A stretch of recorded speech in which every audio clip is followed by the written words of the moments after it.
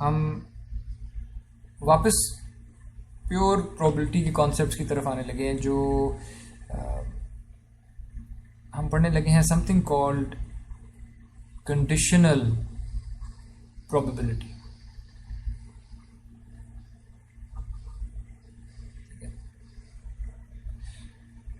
Conditional probability इस तरह है कि अगर मैं आपसे कहूँ wait,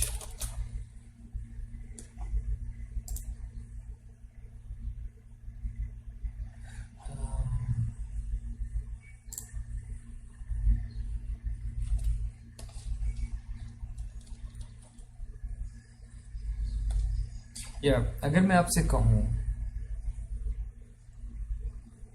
probability of rain tomorrow, या मैं टुमारो की स्पेलिंग मेरे अक्सर, anyways probability of rain tomorrow, इसका चलें कोई आंसर होता होगा 20% chance, 10% chance, 50% chance, 90%, whatever, versus अगर मैं आपसे कहूँ probability of rain tomorrow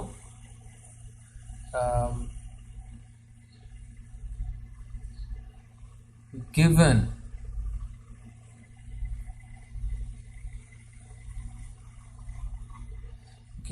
that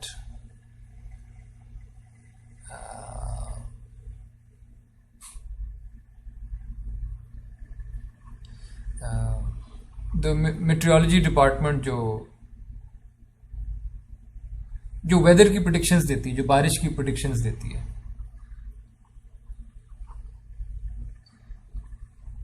has forecasted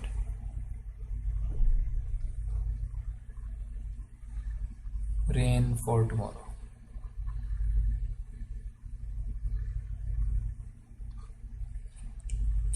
ये दो प्रोबेबिलिटीज, ये नंबर्स होंगे दो, पर आप इन इवेंट्स में फर्क देख रहे हैं?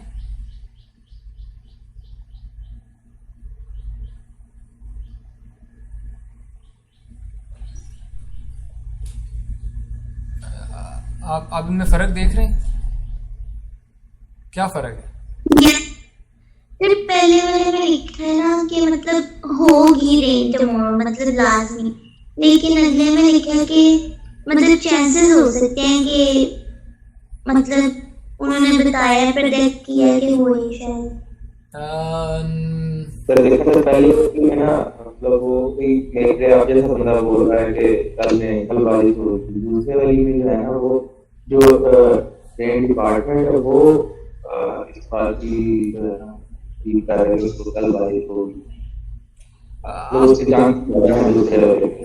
हाँ, आप दोनों के जवाब में थोड़ा सा कुछ ऐसे था कि जैसे होगी, दोनों हतमी तौर पे तो कोई भी नहीं कह रहा। पहले में सिर्फ ये पूछा गया है कि क्या प्रोबेबिलिटी है कि कल बारिश होगी, सिर्फ ये पूछा गया है। अगले में ये पूछा गया है क्या प्रोबेबिलिटी है कि कल बारिश होगी, लेकिन मैं आपको ये बता दूं कि जो डिपार्टमेंट है उसने फोरकास्ट किया हुआ है, यानी गिवन के वो कह रहे हैं कि बारिश होगी, अब बताओ बारिश के क्या चांसेस हैं। ये दो फर्क सवाल है, ठीक है। कोई और एग्जांपल ले लेते हैं। Probability of I don't know, probability of Pakistan winning the cricket match, ठीक है, versus probability of Pakistan winning given that Babar Azam is injured।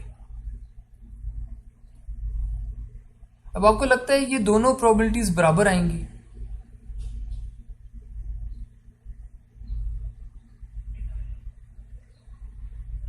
No sir, है ना। यानी ये जो आपको ये जो गिवन इंफॉर्मेशन आई है ना, ये अफेक्ट करती है अब कि कितने चांसेस हैं। अगर जनरल बात आप करें कि पाकिस्तान के जीतने के कितने चांस है, ठीक है, उसकी कोई प्रोबेबिलिटी होती होगी, लेट्स से 60% थी, लेट्स जस्ट से कि 60% थी, ठीक है। और लेकिन अगर कोई मुझे बता देता है कि, और लेट्स से मैं आई एम गैम्बलिंग मैन, तो मैं मैचेस के ऊपर जो शर्तें लगाता हूँ, तो और अगर मुझे इनसाइड इन्फॉर्मेशन मिल जाती है कि यार बाबर आजम असल में इंजर्ड है, तो मैं पाकिस्तान पे पैसे लगाने से पहले सोचूंगा। यानी मेरी इवैल्यूएशन में पाकिस्तान के जीतने की प्रोबेबिलिटी फर्क हो गई होगी 0.4। डिपेंड करता है कौन सा बंदा था। अगर बाबर आजम की जगह कोई और होता जो बहुत ही हेटेड प्लेयर कोई होगा जिसकी वजह से हमेशा हार जाते हैं, अगर वो इंजर हो जाता तो मैं कहता नहीं शायद हमारे चांसेस बढ़ गए, एंड सो ऑन। मेरा ओवरऑल पॉइंट ये है कि ये जो गिवन इंफॉर्मेशन आती है, और ये बाय द वे ये जो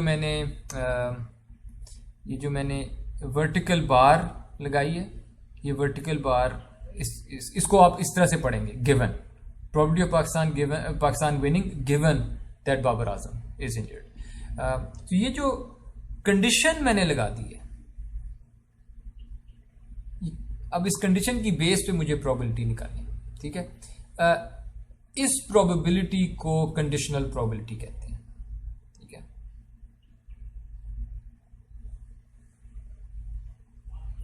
this is called conditional probability, conditional probability,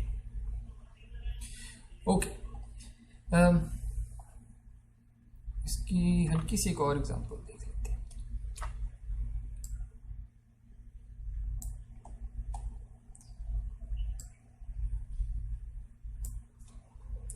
ये जो मैंने फिगर अब यहाँ पे दिखा रहा हूँ आपको, इसके अंदर जो मेरी सैंपल स्पेस है वो है ग्रीन रेक्टेंगल,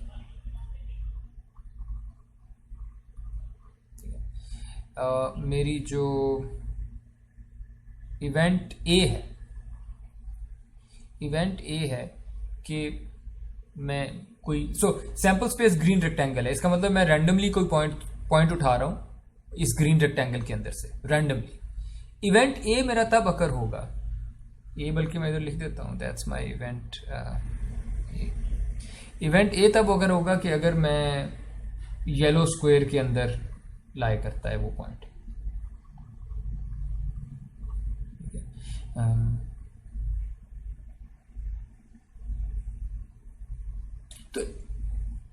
तो अगर इस तरह की सिचुएशन है लेफ्ट साइड वाली, तो आप प्रोबेबिलिटी ऑफ ए कैसे निकालेंगे? आप लोग मुझे बता सकते हैं?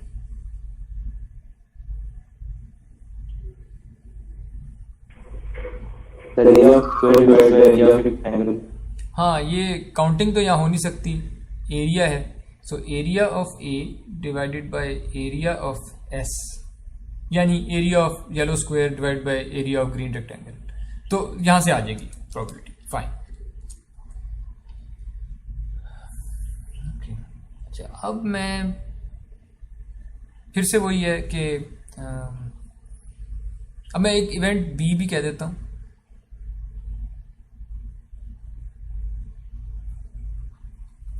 इवेंट बी ये है कि पॉइंट जो भी आपका है वो ब्लू सर्कल में लाई करता है, ठीक है। So that's A and this one B नहीं नजर आएगा।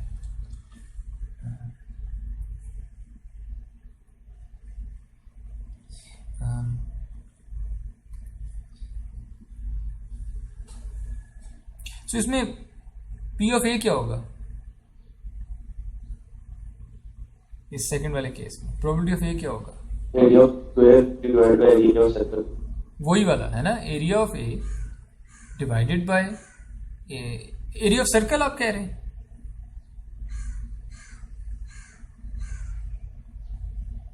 प्रोबेबिलिटी ऑफ ए पूछी मैंने, area of rectangle, area of rectangle, area of S, ठीक है। प्रोबेबिलिटी ऑफ बी क्या होगी?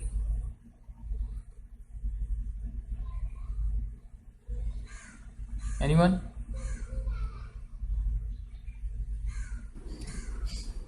Sir, area of B minus area of A. Area of B, और बी वो सर्कल है, राइट? सो या एरिया ऑफ सर्कल या divide by area of rectangle, ठीक है। लिख देते हैं area of B over area of S, ठीक है। अब कंडीशनल प्रोबेबिलिटी पे आते हैं। अब अगर मैं आपसे पूछूं, अगर आपको मैं बता दूं, बल्कि आप ही मुझे बताएं इसका जुमला क्या बनता है। Probability of A vertical bar B, इसका सिर्फ जुमला मुझे पहले लिखवा दें।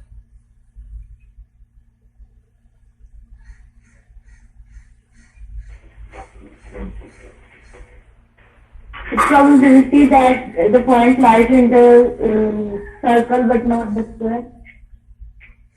Probability that point lies in the circle but not the square, ये कह रही हैं आप? बताइए।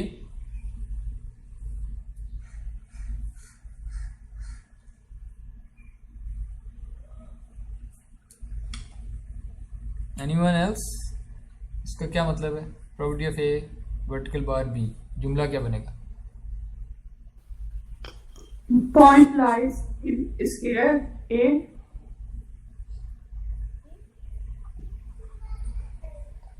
और but not circle B.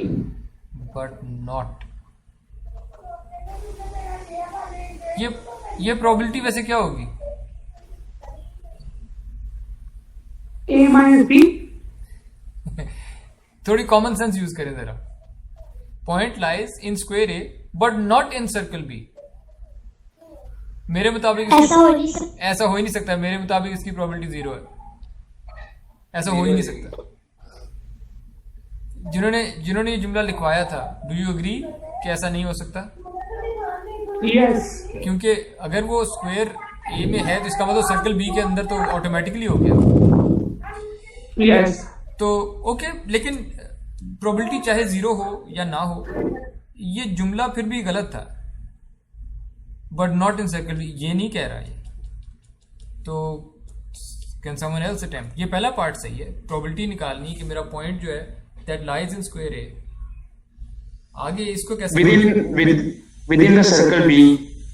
With in circle, इसको कैसे पढ़ते हैं? ये जो वर्टिकल बार थी, sir provided that the circle is, इसको हमने पहले कैसे पढ़ा था? वर्टिकल बार को ऊपर given given. So let's call this given. Given that, तो क्या चीज है जो given है? B given है। इसका क्या मतलब है? B given का क्या मतलब है?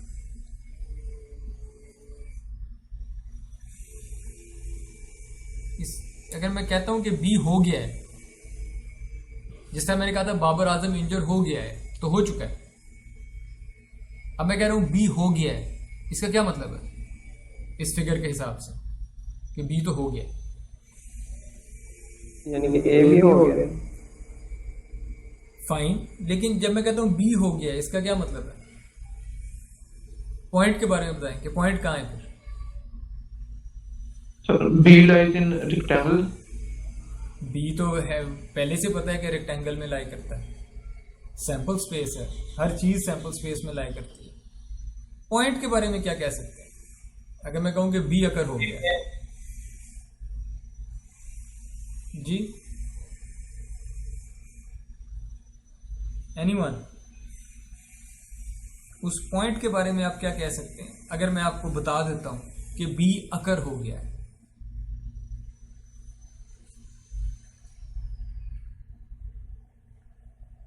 given that a lies in B,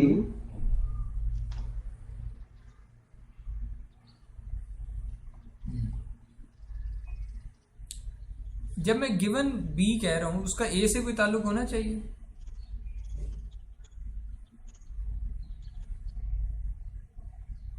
मैं कह रहा हूं कि मैं आपको इंफॉर्मेशन दे रहा हूं कि फलां चीज हो चुकी है। इसका क्या मतलब होगा कि बी अकर हो गया, इसका मतलब क्या? बी कब अकर होगा? चलिए ये बता दें, बी कब अकर होगा? मैंने एक पॉइंट सिलेक्ट किया है, बी कब अकर होगा?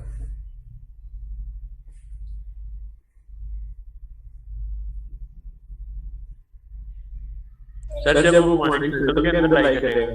एग्जैक्टली, बी तब अकर होगा जब सिलेक्टेड पॉइंट सर्कल के अंदर लाई करता है। तो अगर मैं आपको कह दूं कि बी हो गया है, इसका मतलब है कि आपका जो पॉइंट था वो बी के, वो सर्कल के अंदर था।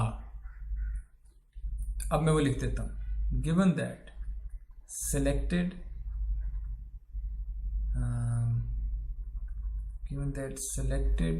पॉइंट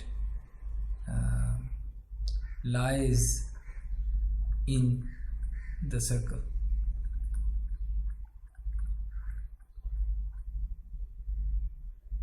ये है वो प्रोबेबिलिटी जो मैंने पूछी है। So probability of A given B का मतलब ये है, probability that the selected point lies in square A given that selected point lies in the circle.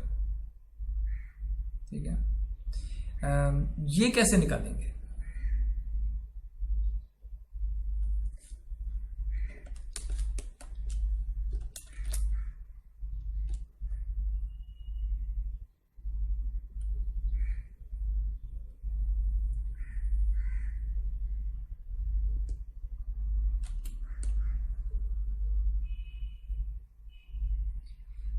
अगर मैं आपको ये बता दिया है, so let me help you out. अगर मैंने आपको ये बता दिया है कि बी अकर हो गया है, तो मेरे ऑल पॉसिबल पॉइंट्स जो हैं वो अब कौन से हो सकते हैं?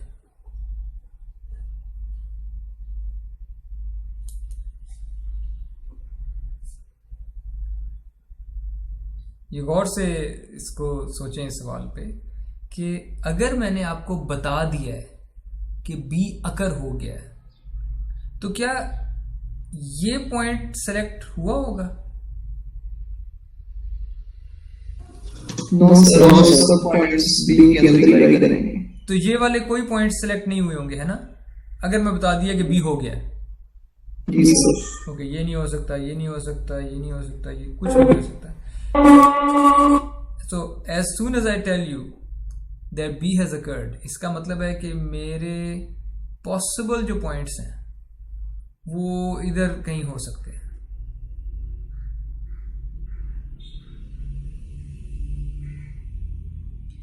अगर मेरे ऑल पॉसिबल पॉइंट्स इस B के अंदर हो सकते हैं, सर्कल के अंदर, तो कहीं ऐसा तो नहीं कि मेरी सैंपल स्पेस एक नई बन गई? अब मेरी सैंपल और मेरी सैंपल स्पेस बी बन गई है। ये बहुत क्रूशियल पॉइंट है। अगर आप ये समझ जाएं तो आपके ये जो अगले 1-2 लेक्चर्स हैं ये बड़े स्मूथली गुजर जाएंगे। अगर आप सिर्फ ये बात समझ लें कि जब मैं आपको बता देता हूं कि बी अकर हो गया है, तो फिर आपके लिए सैंपल स्पेस रिस्ट्रिक्ट हो गई है। इसका मतलब है कि जो भी हुआ है वो बी के अंदर से हुआ है। अब आगे अगर प्रोबेबिलिटी के सवाल पूछने हैं गिवन बी करके, तो उनके लिए सैंपल स्पेस तो बी है, क्योंकि ऑल पॉसिबल चीजें अब बी के अंदर हो सकती हैं। और इस तरह की सैंपल स्पेस में अगर आपने मुझसे प्रोबेबिलिटी पूछनी है ए गिवन बी, तो वो ऐसे निकलेगी, area of A intersection B divided by area of B. मेरी सैंपल, मैं हमेशा सैंपल स्पेस के एरिया से डिवाइड करता था, हमेशा सैंपल स्पेस के एरिया से डिवाइड करता हूं। मेरी सैंपल स्पेस बी हो गई अब। और ये ए इंटरसेक्शन बी क्यों कहा है मैंने? इंटरसेक्शन बी इसलिए कहा है, लेट्स सपोज कि सिचुएशन ऐसी थी, रेक्टेंगल था, बी था, और ए अगर ऐसा रीजन था, ये अगर इस तरह का रेक्टेंगल था, तो और मैं आपको कहता हूं कि बी हो गया है। अगर बी हो गया है तो मैं यहां लाई कर सकता हूं। अब अगर आप मुझसे ए की प्रोबेबिलिटी पूछते हैं गिवन के बी हो गया है, तो वो कौन सा रीजन होगा? जो बी के अंदर आ रहा है। जो, क्योंकि आपने मुझे बता दिया है बी हो गया है, राइट? एक्सक्यूज सर, जी जी। सर ये जो अभी आपने डायग्राम बनाई है तो इसके लिए फिर सैंपल स्पेस चेंज नहीं हो जाएगी? क्योंकि ऊपर वाली डायग्राम में तो पूरा एक रीजन उसी में लाई कर रहा था सर्कल में। जी बिल्कुल। तो सैंपल स्पेस चेंज नहीं होगी, इसलिए सैंपल स्पेस बताता है ये वाला पार्ट कि क्या चीज हो चुकी है गिवन बी। अगर मैं को कहूँ ना कि बी हो गया है, तो इस डायग्राम में भी मुझे बी वाले सर्कल के अंदर मैं फिर लाई करता हूं अगर बी हो गया है। और ओके सर। हाँ, तो वो न्यूमरेटर है, वो इवेंट है जो चेंज हो रहा है।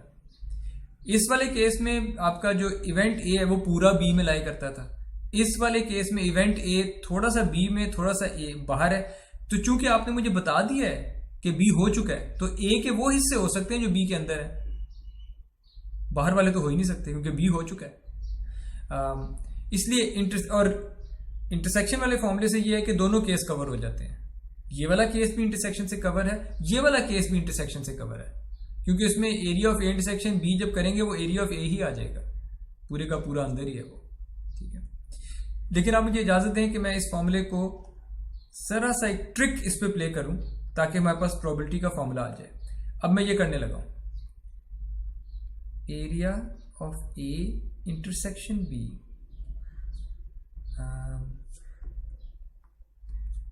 इसको डिवाइड करने लगा हूं मैं एरिया ऑफ एस से।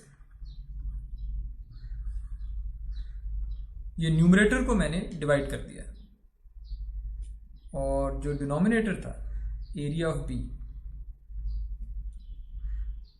उसको भी मैंने एरिया ऑफ एस से। सर आपकी बात बहुत कट रही है। जी दोबारा बताइएगा।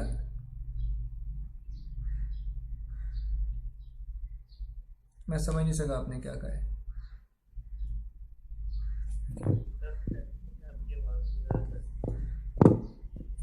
मुझे आपकी आवाज बहुत हल्की आ रही है। I couldn't understand what you are saying. Sir मैंने बोला, वो कह रहे थे कि आपकी आवाज बहुत ज्यादा कट रही है। ओह अच्छा, क्या सबके लिए कट रही है? No sir. देन सॉरी, मैं कुछ कर नहीं सकता। अगर सबके लिए भी कट रही होती मैं क्या करता। ओके, सो होपफुली रिकॉर्डिंग में आप ये देख सकेंगे या सुन लेंगे। ओके, सो मैंने सिर्फ ये किया है। असल में मुझे ए गिवन बी इसकी प्रोबेबिलिटी चाहिए थी। उसका फॉर्मूला हमने ये निकाला कि क्योंकि बी तो हो चुका है इसलिए मेरी सैंपल स्पेस तो बी हो गई, तो मैं अपने सैंपल स्पेस के एरिया से डिवाइड करूंगा, यानी बी के एरिया से। ये बात तो ठीक है। फिर मैंने देखा कि मेरा इवेंट कौन सा है। इवेंट सिर्फ वो वाला पार्ट होगा ए का जो बी में भी लाई करता है, क्योंकि बी से बाहर वाला पार्ट तो हो ही नहीं सकता, वो तो अकर ही नहीं हुआ होगा। तो इसलिए मैं ए इंटरसेक्शन बी है मेरा इवेंट, जो मैंने एरिया यूज करना है न्यूमरेटर में। उसको मैंने एक ट्रिक प्ले किया है। ट्रिक ये है कि मैंने न्यूमरेटर को भी एरिया ऑफ एस से डिवाइड कर दिया है और डिनोमिनेटर को भी एरिया ऑफ एस से डिवाइड कर दिया। तो फर्क तो कोई नहीं पड़ता, दोनों चीजों को एरिया ऑफ एस से डिवाइड कर दिया, उसने कैंसिल हो जाना है। लेकिन इसका फायदा क्या है? इसका फायदा ये कि मेरे पास एक फॉर्मूला आ गया है। न्यूमरेटर कौन सी प्रोबेबिलिटी है? जब भी आप एरिया ऑफ एस से डिवाइड करेंगे प्रोबेबिलिटी बन जाएगी। किस चीज की प्रोबेबिलिटी है ये? न्यूमरेटर।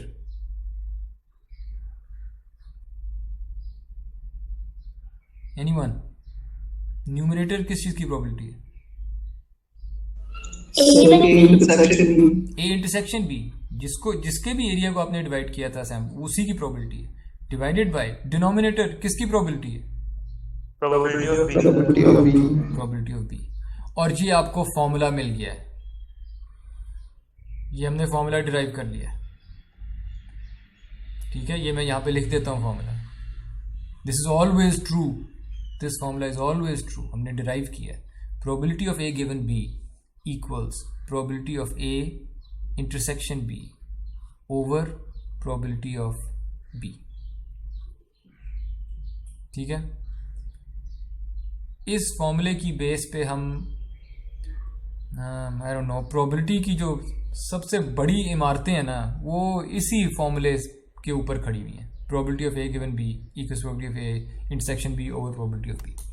अभी आप कंडीशन लगाएंगे ना तो आप अपनी सैंपल स्पेस को रिस्ट्रिक्ट कर रहे हैं। जब भी कंडीशन लगेगी सैंपल स्पेस रिस्ट्रिक्ट होगी, और वो जो कंडीशनिंग वाला इवेंट है वो आपकी सैंपल स्पेस बन जाएगी, इसलिए आप उसकी एरिया से डिवाइड करेंगे। और वो एरियाज के साथ ट्रिक हमने प्ले किया और हमने ये प्रोबेबिलिटीज पे आ गए हम, और ये फॉर्मूला आ गया प्रोबेबिलिटी ऑफ बी गिवन ए। ये इसका क्या फॉर्मूला होगा?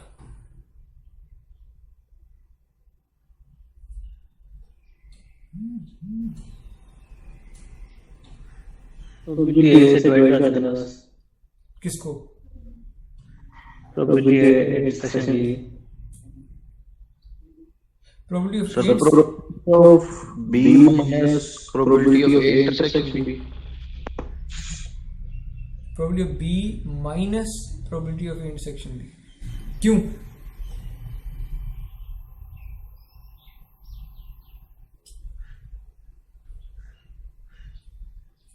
इसका फॉर्मूला वही होगा, बी की प्रोबेबिलिटी पूछी हुई है गिवन ए। गिवन ए का तो ये मतलब है कि मेरी रिड्यूस्ड सैंपल स्पेस तो ए थी, तो प्रोबेबिलिटी ऑफ ए से डिवाइड होगा। जिस तरह यहाँ गिवन बी था तो मैंने प्रोबेबिलिटी ऑफ बी से डिवाइड किया, यहाँ गिवन ए है, प्रोबेबिलिटी ऑफ ए से डिवाइड होगा। अब सवाल ये है न्यूमरेटर में कौन सी प्रोबेबिलिटी आएगी? इधर आई थी इनकी जॉइंट प्रोबेबिलिटी ए और बी की, अब क्या आएगी? B intersection A. पर क्या ए इंटरसेक्शन बी और बी इंटरसेक्शन ए, क्या ये डिफरेंट सेट्स होते हैं कि सेम सेट होता है?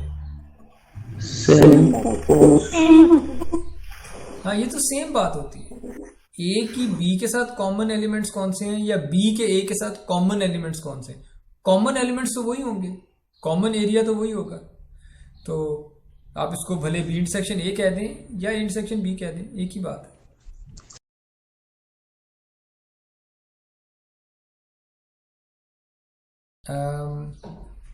Okay, so probability of A given B आप कर सकते हैं, probability of B given A कर सकते हैं, फॉर्मूला उससे से डिराइव हो जाता है। Okay, great. आज हम कंडीशनल प्रोबेबिलिटी से जुड़ी हुई कुछ और चीजें करेंगे।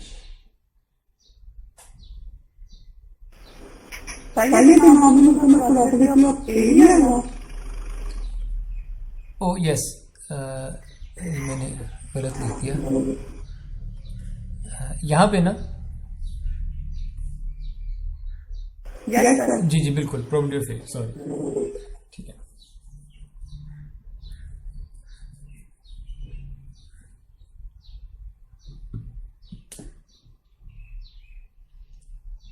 ओके, एक सवाल करते हैं जी, कंडीशनल प्रोबेबिलिटी के से रिलेटेड एक सवाल करते हैं।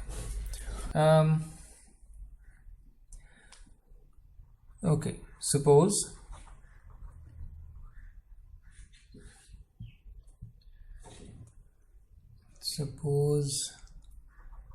that out of all fans, पंखे manufactured in Punjab,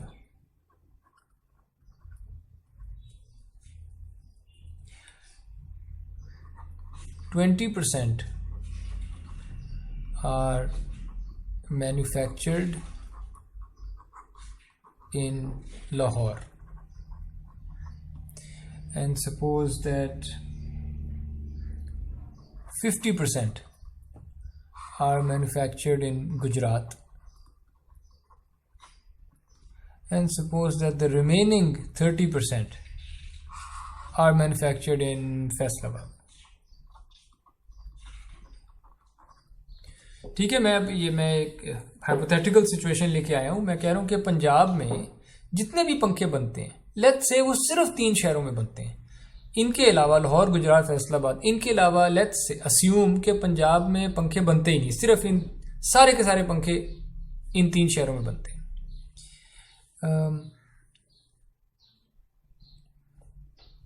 यानी इधर से एक बात अखज़ कर लेते हैं, अगर ये पंजाब के सारे पंखों का सेट है, सैंपल स्पेस जिसे आप कहते हैं, तो मुझे बताएं लाहौर का हिस्सा कितना है, गुजरात का हिस्सा कितना है, फैसलाबाद का कितना है?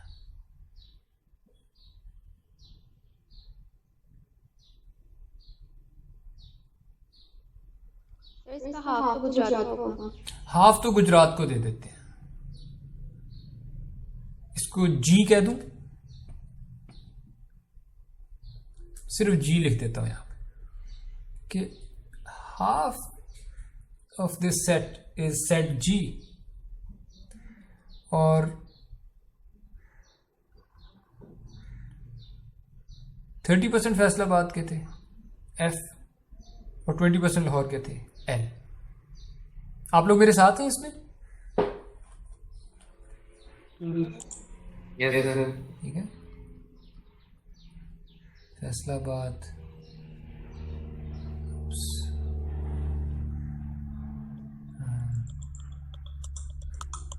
30% और लाहौर 20%। Okay fine. अच्छा, ये जिस तरह से मैंने सैंपल स्पेस को हिस्सों में डिवाइड किया है, इसका एक नाम है और हमने ये नाम पढ़ा हुआ है पहले। पार्टीशन। एग्जैक्टली ये पार्टीशन है।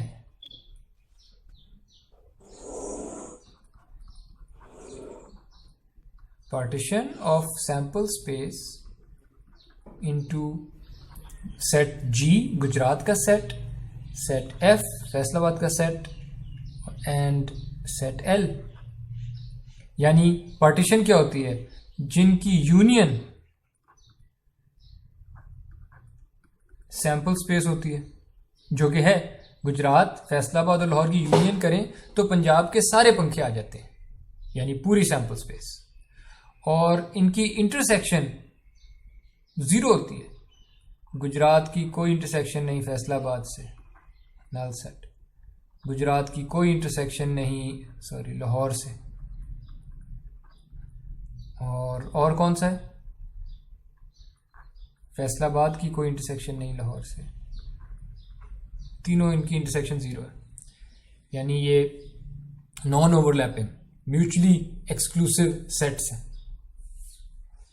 तो ये पार्टीशन है। ग्रेट, इट्स गुड कि आपको ये याद है कि ये इस तरह की चीज को पार्टीशन कहते हैं, जिनको कंबाइन करें तो पूरी सैंपल स्पेस बन जाए और आपस में इंटरसेक्शन ना हो। ग्रेट, ओके, सवाल कंटिन्यू करते हैं। ये कुछ इन्फॉर्मेशन थी। कुछ इन्फॉर्मेशन ये है कि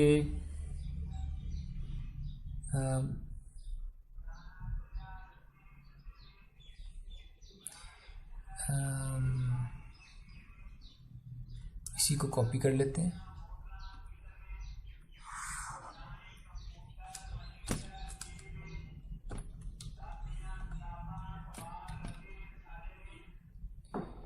और यहाँ पे हम देखते हैं कि लाहौर में जो पंखे बने हैं ना, लाहौर में जो पंखे बने हैं उनमें से 5% जो पंखे हैं वो डिफेक्टिव है, ख़राब है, मैन्युफैक्चरिंग डिफेक्ट है उनमें।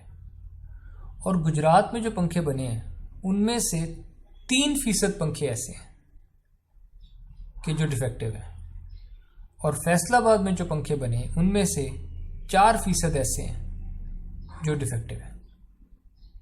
ठीक, ओके।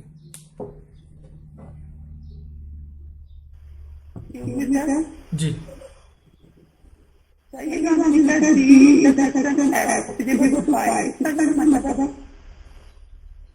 नल सेट बनाया है मैंने कि जी और एफ में इंटरसेक्शन कोई नहीं है, जो कि इधर पार्टीशनिंग की डेफिनेशन ही होती है कि जो इंडिविजुअल सेट्स हैं वो एक दूसरे के साथ इंटरसेक्ट नहीं कर रहे होते। ओके, ओके, ये डिफेक्टिव फैंस की रेशियोज हैं। अच्छा, अब कुछ इवेंट्स डिस्क्राइब करते हैं।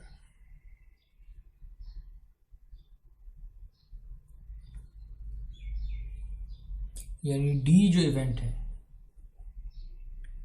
डी एक इवेंट है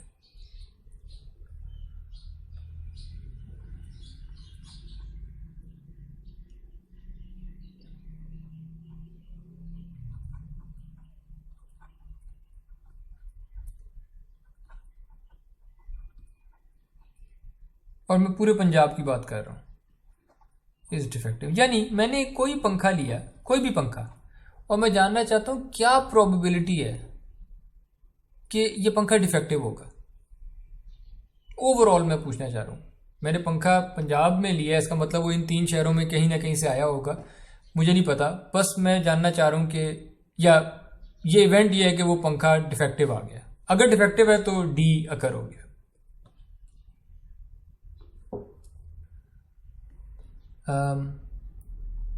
एल, एफ और जी तो हमने कर ही दिए, लेकिन चले मैं लिख देता हूँ।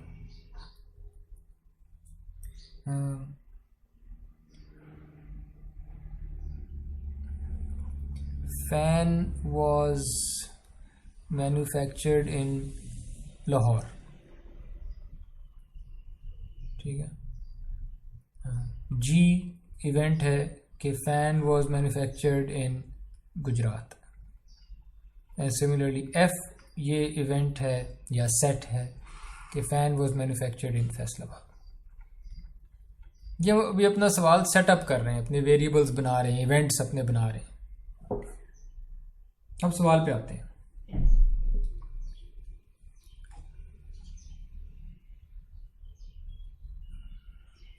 सो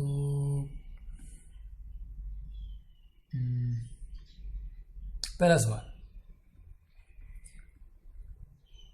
what is probability of L, probability of G and probability of F? ये मुझे बता सकते हैं आप लोग? एनीवन?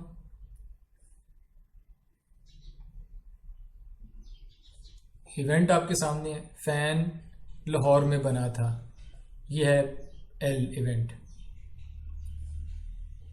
इस इवेंट की प्रोबेबिलिटी चाहिए मुझे।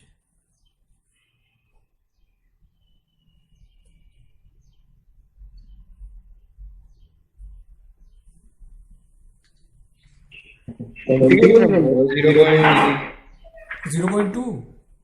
ये तो बड़े आसान है, ये तो सारी इंफॉर्मेशन सवाल ने दी हुई है। आप ये सैंपल स्पेस को देख लें, राइट पे जो बनाई हुई है, सेट एल, इसी की प्रोबेबिलिटी चाहिए ना। तो सैंपल स्पेस का 20% तो एल था, इसका मतलब है साइज ऑफ या area of L over area of S जब करेंगे तो 20% आएगा आंसर। ये एस का 20% है तो 0.2 प्रोबेबिलिटी। सो मैं लिख देता हूं यहां पे प्रोबेबिलिटी ऑफ एल, यानी प्रोबेबिलिटी के फैन लाहौर में बना था, इक्वल्स 20%। ये तो सवाल ने बताया हुआ है, हमने सिर्फ ये देखना था कि ये 20% कौन सी किस इवेंट की प्रोबेबिलिटी बनेगी। प्रोबेबिलिटी के फैन लाहौर में बना था, ठीक है, इक्वल्स 0.2। तो बाकी भी बता देंगे आप। प्रोबेबिलिटी ऑफ गुजरात बताइए। 0.5 50%। और प्रोबेबिलिटी ऑफ फैसलाबाद 0.3। हाँ, ये तो ना भी बताई होती तो अगर सिर्फ इन्हीं 3 शहरों में बनने से तो बाकी चांस 0.8 0.7 इनका है तो बाकी 0.3 होता। पर खैर सवाल ने तो बताया होगा 0.3। ओके ग्रेट, ये तो हो गया। एक और सवाल पूछते हैं। दूसरा सवाल है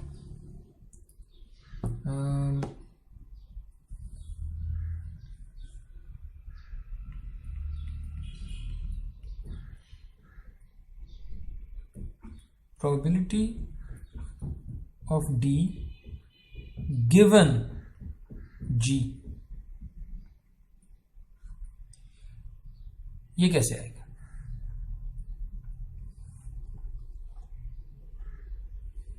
पहले तो इसका जुमला बता दें कि ये क्या, किस चीज की प्रोबेबिलिटी पूछी जा रही है।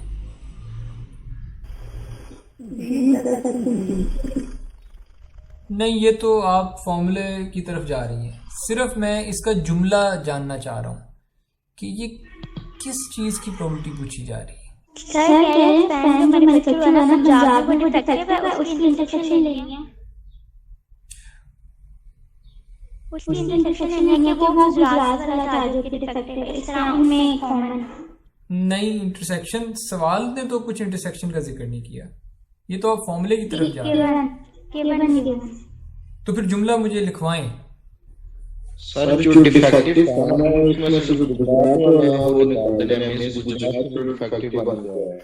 नहीं, मुझे आंसर नहीं चाहिए। आप असल में आप सब लोग आंसर की तरफ जा रहे हैं। आप मेरा सवाल समझने की कोशिश करें पहले। मेरा सवाल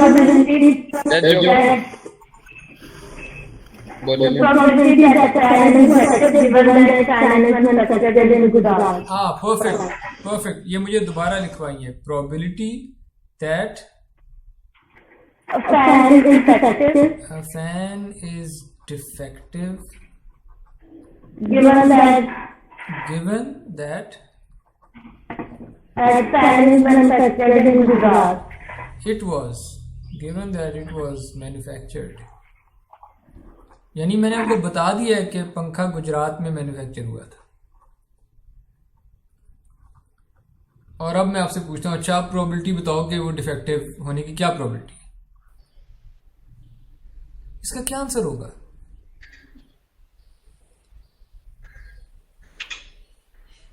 आप तो फॉर्मूले की तरफ जा रहे हैं, इंटरसेक्शन और वो सारा कुछ। मैं आपसे पूछना चाहता हूं, क्या सवाल ने ये इंफॉर्मेशन दी हुई है? Yes, 0.3. जी, So 0.3 is equal. यस, ये सवाल ने बताया है पहले ही कि गुजरात में जितने पंखे बनते हैं उनमें से 3% डिफेक्टिव होते हैं। यानी अगर पंखा गुजरात में बना है तो फिर उसके डिफेक्टिव होने का चांस 3% है, यानी उसके डिफेक्टिव होने की प्रोबेबिलिटी 3% है। ये सवाल ने दी हुई है 0.03। यानी सवाल ने जब यहां पे कहा कि 3% of fans manufactured in Gujarat are defective, इसका मतलब है अगर आपको बता देता हूं कि गुजरात का पंखा है तो आप कहेंगे हाँ इसका तो 3% चांस है डिफेक्टिव होने का। अगर मैं आपको बता देता लाहौर का पंखा है तो आप कहते हैं 5% चांस है डिफेक्टिव होने का। सिमिलरली फैसलाबाद में 4% चांस है डिफेक्टिव होने का। तो ये जो प्रोबेबिलिटीज दी हुई थी, ये ऊपर वाली 3, ये प्रोबेबिलिटीज थी लाहौर में बनने की, गुजरात में बनने की, फैसलाबाद में बनने की। ये जो इधर दी हुई थी ये कंडीशनल प्रोबेबिलिटीज थी डिफेक्टिव होने की गिवन लाहौर, डिफेक्टिव होने की गिवन गुजरात, डिफेक्टिव होने की गिवन फैसलाबाद। ये अब सवाल को पढ़ के इन प्रोबेबिलिटीज तक पहुंचना, ये आपको प्रैक्टिस से आएगा। यानी ये स्टेप है जो बड़ा इंपॉर्टेंट स्टेप था कि ये जो भी नंबर लिखे हुए हैं ये किस बात को रिप्रेजेंट कर रहे हैं। ठीक है, ओके। तो इस प्रॉब्लम पे हम दोबारा आएंगे। ठीक है, इस प्रॉब्लम में हम दोबारा आएंगे।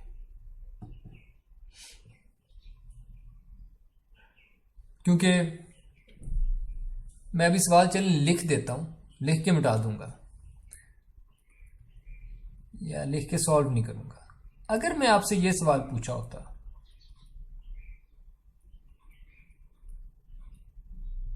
तो पहले तो इसका जुमला बता दें मुझे।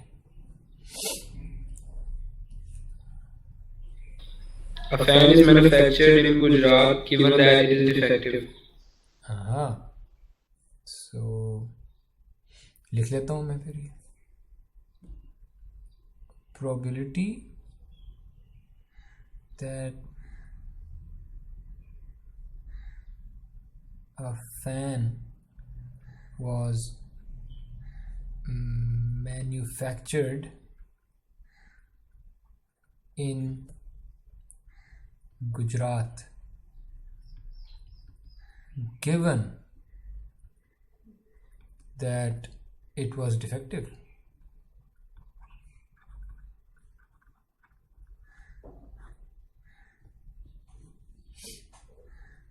ये कैसे निकलेगी?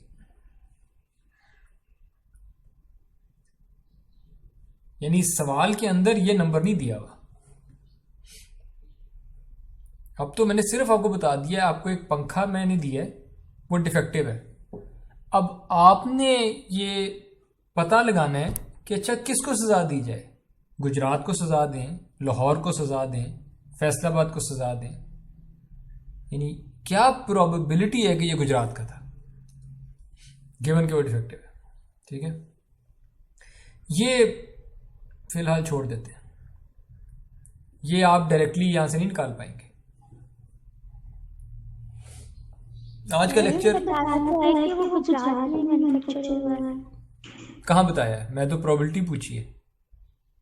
पार्ट 3 में जो बताई हुई बात है वो तो इस बार के राइट साइड पे है, गिवन डिफेक्टिव। गिवन सिर्फ ये इंफॉर्मेशन है कि पंखा है मेरे पास और वो डिफेक्टिव है, ये गिवन है बात। ये पंखा हो सकता है फैसलाबाद से आया हो सकता है लाहौर से आया हो सकता है गुजरात से आया हो। मैं पूछ रहा हूं क्या चांस है कि ये गुजरात से आया होगा?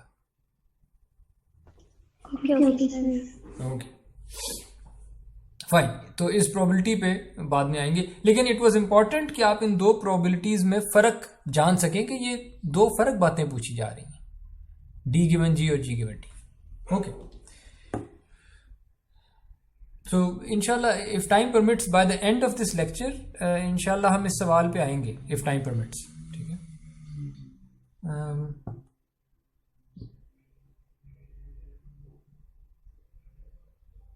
अभी ऐसा करते हैं, कुछ प्रॉपर्टीज देख लेते हैं।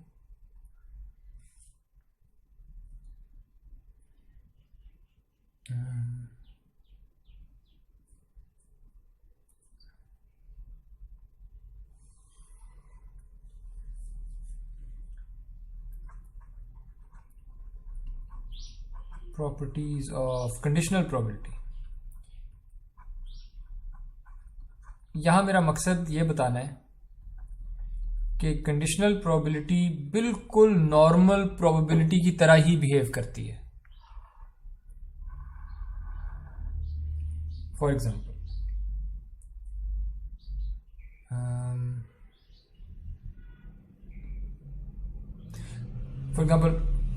Probability of A complement normal probability में, मैं ऐसा करता हूं नॉर्मल प्रोबेबिलिटी के रूल्स यहां लिख देता हूं।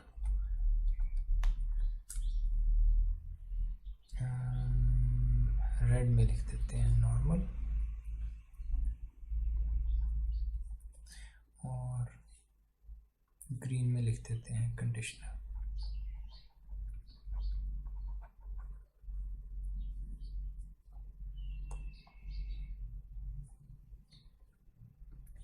नॉर्मल प्रोबेबिलिटी में जब आप कहते हैं प्रोबेबिलिटी ऑफ ए कॉम्प्लीमेंट, इसका क्या फॉर्मूला था?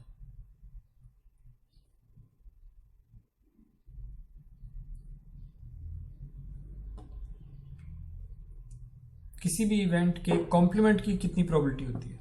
1 minus probability of that event. Yes, 1 minus probability of A. अब कंडीशनल में आते हैं। Probability of A complement given के बी हो चुका है,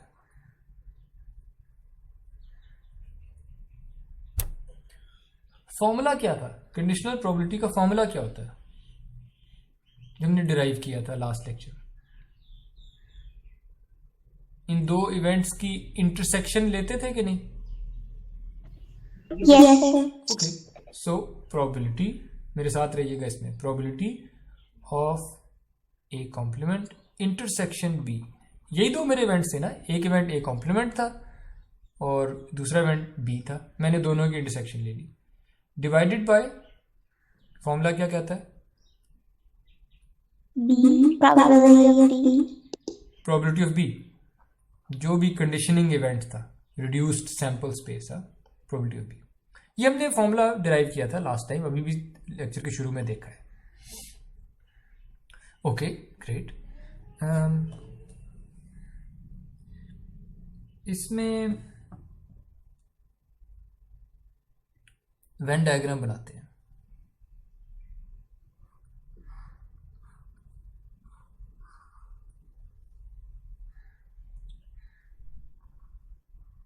ये आपका ए है,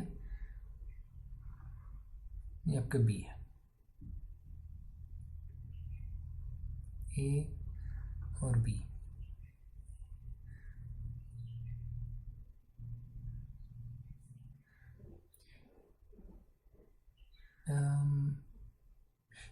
ये वाला कौन सा रीजन है? ये वाला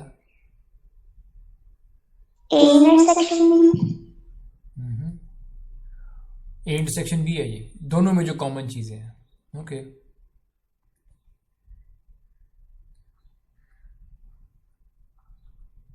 ये कौन सा रीजन है?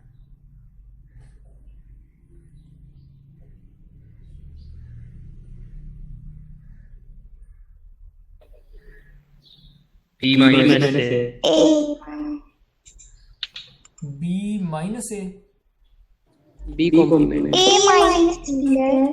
A minus B. A complement. A का कंप्लीमेंट हाँ, तो आप कह रहे हैं कि ये इवेंट है ए कॉम्प्लीमेंट। ए कॉम्प्लीमेंट वो सारी चीजें हैं जो ए से बाहर है।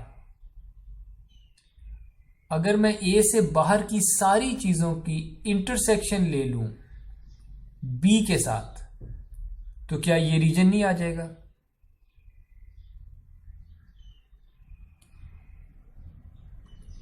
ए कॉम्प्लीमेंट का मतलब है ए से बाहर सारी चीजें, बस ए से बाहर हो। ए से बाहर सारी चीजों का अगर मैं इंटरसेक्शन ले लूं बी के साथ, तो ये ब्लू शेडेड रीजन आ जाएगा। Yes, sir. ओके, तो और मुझे इसी की प्रोबेबिलिटी चाहिए ना, ए कॉम्प्लीमेंट इंटरसेक्शन बी। तो ए कॉम्प्लीमेंट इंटरसेक्शन बी की प्रोबेबिलिटी, आप इसका कोई फॉर्मूला नहीं निकाल सकते फिर?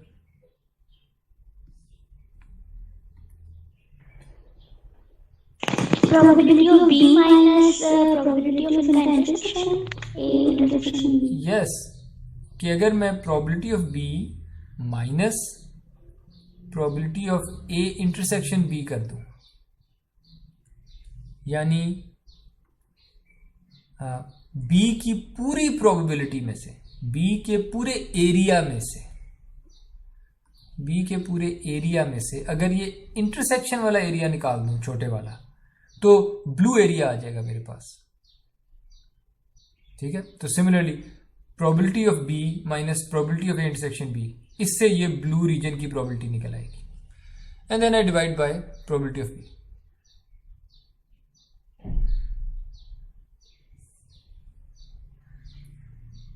And then I divide by probability of B.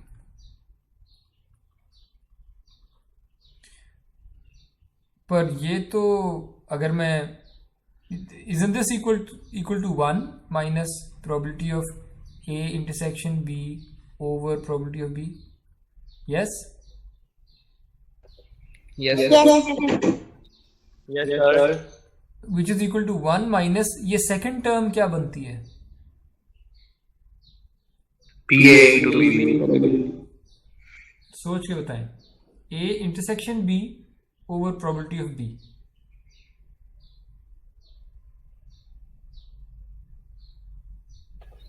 Probability of A conditional B.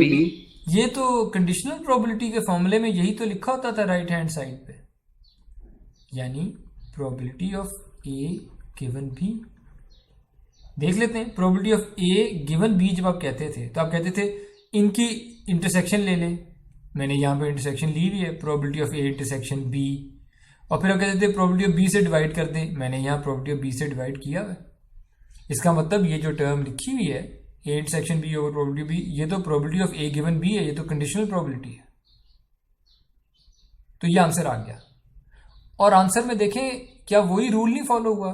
Probability of A complement जब मैंने निकाली है, भले वो कंडीशनड ऑन बी थी, लेकिन प्रोबेबिलिटी ऑफ ए कॉम्प्लीमेंट जब मैंने निकाली है तो आंसर आया है 1 माइनस प्रोबेबिलिटी ऑफ ए, जो कि फिर से कंडीशनड ऑन बी है। यानी नॉर्मल के केस में probability of A complement unconditional थी, वो probability of A complement equals 1 minus probability of A. Conditional के केस में probability of A complement conditioned on B equals 1 minus probability of A conditioned on B. Same rule follow हो रहा है 1 minus वाला complement के case में। ये बात क्लियर हो गई? ये प्रॉपर्टी क्लियर है? Yes, sir. राइट, एक और कर लेते हैं।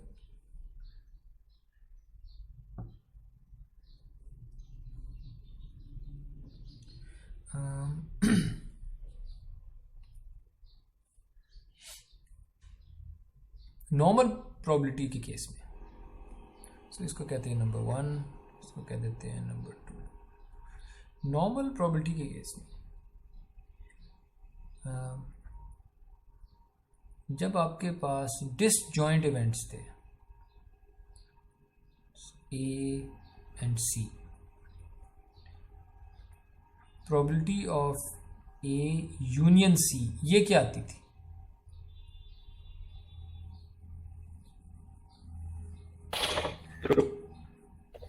Probability of A plus probability of C. क्योंकि उनकी इंटरसेक्शन तो कोई है नहीं, इसलिए इंटरसेक्शन माइनस करें भी तो वो 0 आनी थी। ओके फाइन, अब कंडीशनल के केस में देख लेते हैं।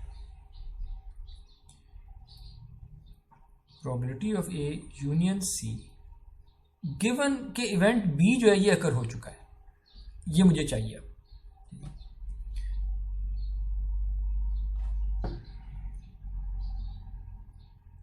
ओके,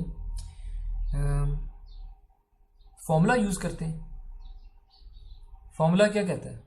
अब आपका दो इवेंट्स हैं, एक ये इवेंट है ए यूनियन सी वाला, एक इवेंट बी है। फॉर्मूला क्या कहता है?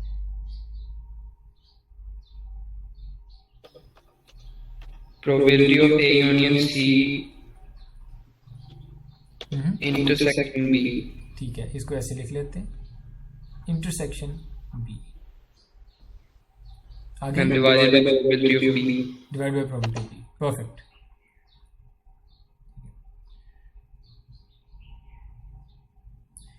अब वेन डायग्राम पे जाते हैं।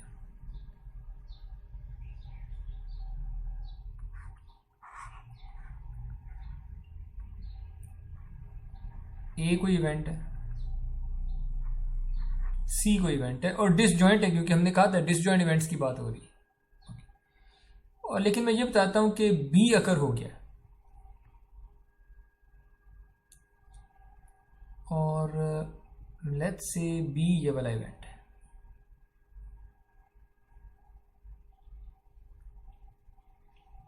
और मैं आपसे कहता हूं कि बी हो चुका है।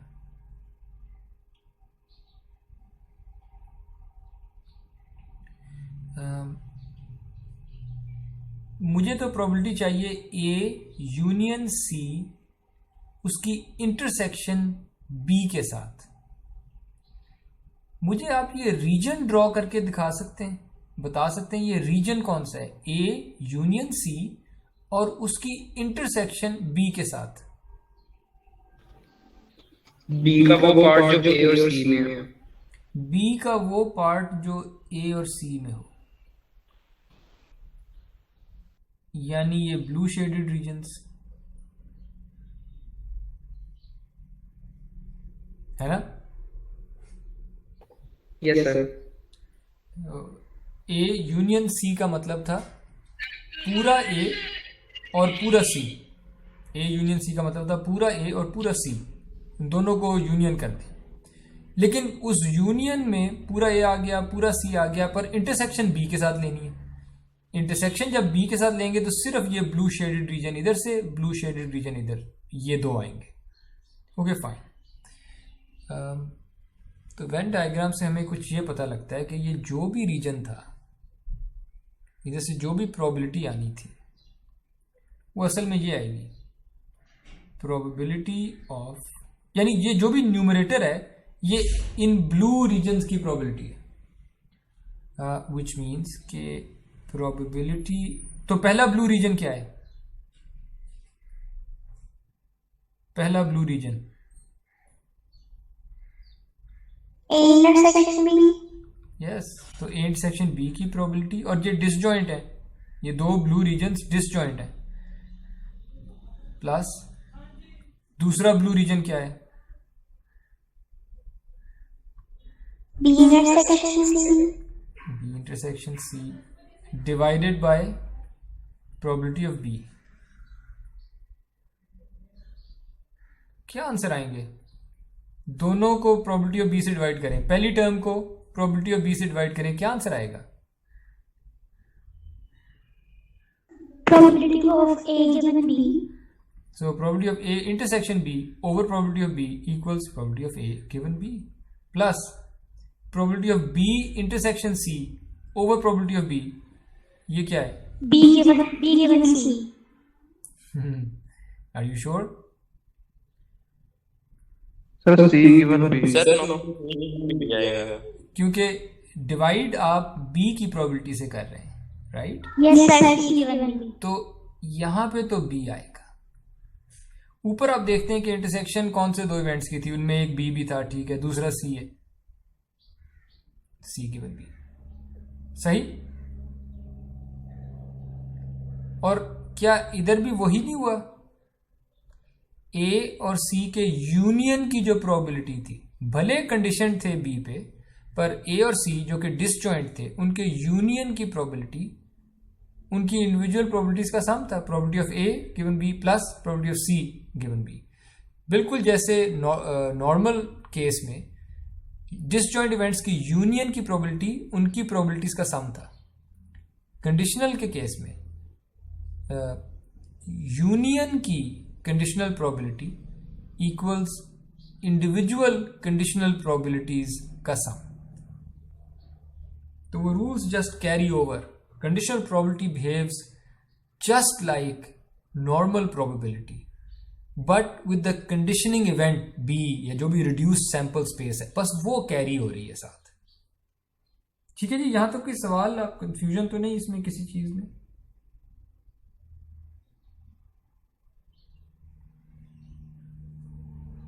आगे चलें, आगे चलते हैं।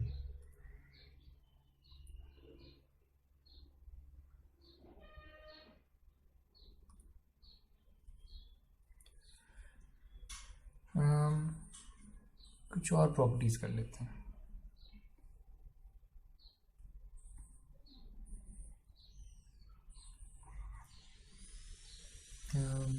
जिसको आप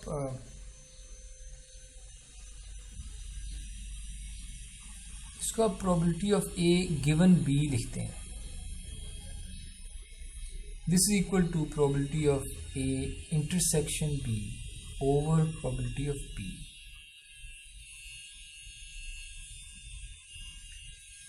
लेकिन इससे इंप्लाई क्या होता है? अगर मैं इसको रीअरेंज करूं इसको, तो मैं अगर लेफ्ट साइड पे अगर मैं probability of A intersection B लिखना चाहूं, probability of A intersection B, ये कैसे लिख सकता हूं? इसका क्या फॉर्मूला होगा? मल्टीप्लाई। क्या, किसको मल्टीप्लाई करूं? प्रोबेबिलिटी ऑफ बी को किससे? Probability A given B. Okay, so इसको मैं रीअरेंज करूं तो probability of intersection B equals probability of A given B into probability of B. इस सिर्फ रीअरेंज किया मैंने, और कुछ नहीं किया। सिमिलरली अगर मैं कहता probability of B given A, तो उसको भी मैं ऐसे लिख सकता था, probability of A intersection B, क्योंकि इंटरसेक्शन का ऑर्डर चेंज करने से क्या फर्क पड़ता है, सेम बात है। लेकिन डिवाइड करता प्रोबेबिलिटी ऑफ ए से, क्योंकि कंडीशनिंग इवेंट ए है। ओके, अगर ऐसे लिखा होता तो अब मैं again probability of A intersection B ही लिख रहा हूं, और इसका क्या फॉर्मूला आएगा? Probability of B given A multiply probability of A. Probability of B given A into probability of A. ये दो फर्क फॉर्मूले नहीं आ गए?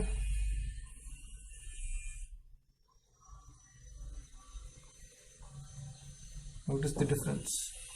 दोनों फॉर्मूले देते same probability of A intersection B ही कंप्यूट करते हैं, लेकिन एक ए गिवन बी की बेस पे करता है, दूसरा बी गिवन ए की बेस पे करता है। ठीक है, तो ये these formulas might come in handy later.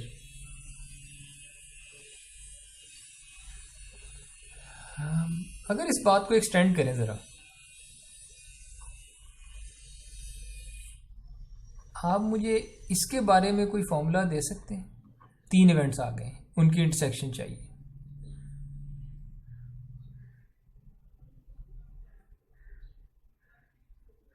अगर मैं इन दो को कोई एक इवेंट समझ लूं, इनकी जो इंटरसेक्शन है उसको मैं कहूँगी वो कोई एक इवेंट है, तो फिर तो मैं ऐसे लिख सकता हूँ प्रोबेबिलिटी ऑफ ए गिवन वो जो दूसरा इवेंट था, दूसरा इवेंट था क्या?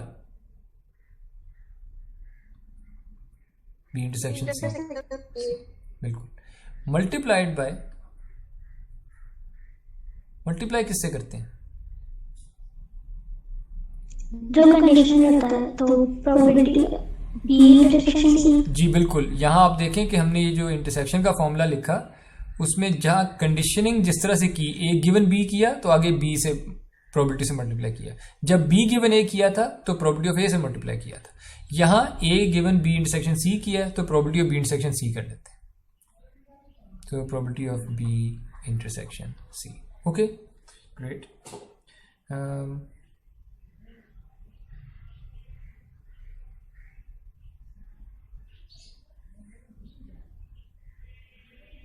और इसको, ये भी तो इंटरसेक्शन की प्रोबेबिलिटी है, इस पे फिर से सेम हरकत कर सकते हैं हम, यानी probability of A given B intersection C multiplied by probability of B given C into probability of C. मैंने 2 दफा वो सेम हरकत कर दी। इस पे कोई सवाल?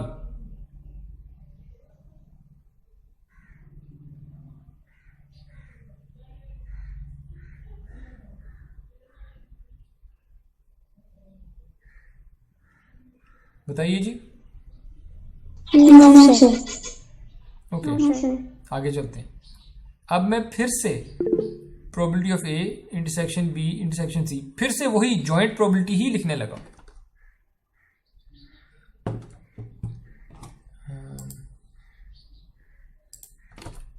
ओके, फिर से मैं जॉइंट प्रोबेबिलिटी ही लिखने लगा, लेकिन अब मैं फर्क तरीके से लिखूंगा।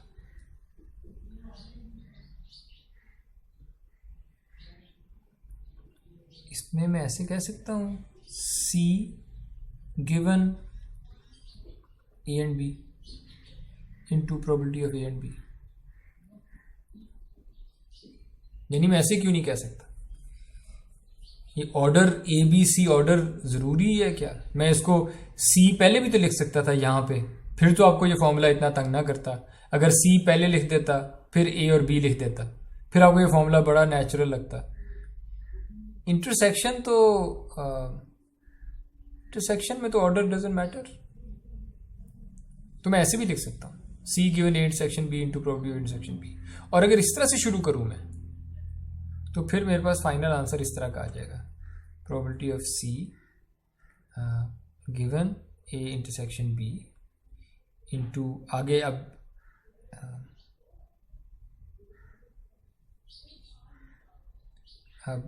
इसके ऊपर फिर से वही रूल अप्लाई करता हूँ, probability of B intersection A into probability of A। तो ये जो जॉइंट इंटरसेक्शन वाली प्रोबेबिलिटीज होती हैं, इनको कई तरीकों से लिखा जा सकता है, और आप कोई भी तरीका चूज कर सकते हैं depending upon the question, depending upon the situation, आपके पास कौन सी प्रोबेबिलिटीज अवेलेबल है। अगर आपके पास A given B intersection C, अगर ये वाली प्रोबेबिलिटी सवाल ने दे दी है, या सिचुएशन ऐसी है कि ये मालूम की जा सकती है, या ये आसानी से पता लग जाएगी, तो आप इस तरह से प्रोसीड कर सकते हैं। अगर आपके पास ये इंफॉर्मेशन मौजूद है C गिवन A से, तो फिर आप इधर से प्रोसीड कर सकते हैं। मैं सिर्फ आपको ये अवेयर कराना चाह रहा हूं कि ये मुख्तलिफ तरीकों से ये फॉर्मूले लिखे जा सकते हैं। सर जी सर, ये जो आपने लिखा है probability of C given A intersection B, जी, इसके बाद हम इस तरह भी लिख सकते हैं ना, probability of A given B multiply by probability of B। बिल्कुल बिल्कुल बिल्कुल। यानी यहाँ पे आपके पास, यहाँ पे आप कह रहे हैं कि यहाँ पे तो मुझे A इंटरसेक्शन B की प्रोबेबिलिटी चाहिए थी, और A इंटरसेक्शन B की प्रोबेबिलिटी अभी हमने देखा है कि 2 तरीके से लिखी जा सकती थी, है ना? ये 2 तरीके Yes, जहाँ sir. मेरा माउस है, और मैंने उनमें से कोई एक चूज कर दिया, ये दूसरे वाला बी गिवन ए, जबकि ये भी चूज किया जा सकता था। बस डिपेंड करता है कौन सी वाली प्रोबेबिलिटी अवेलेबल है आपके पास, या कौन सी वाली प्रोबेबिलिटी आसानी से कंप्यूट हो जाएगी, उस तरीके से आप प्रोसीड करते हैं। ठीक है, ओके सर। Okay okay. सो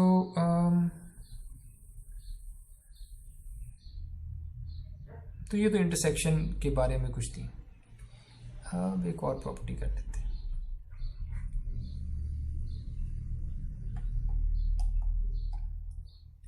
वो प्रॉपर्टी ये है,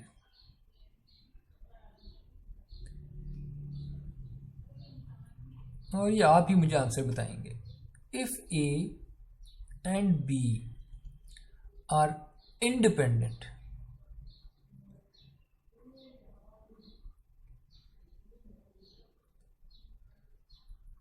then probability of A given B ये कैसे आएगी?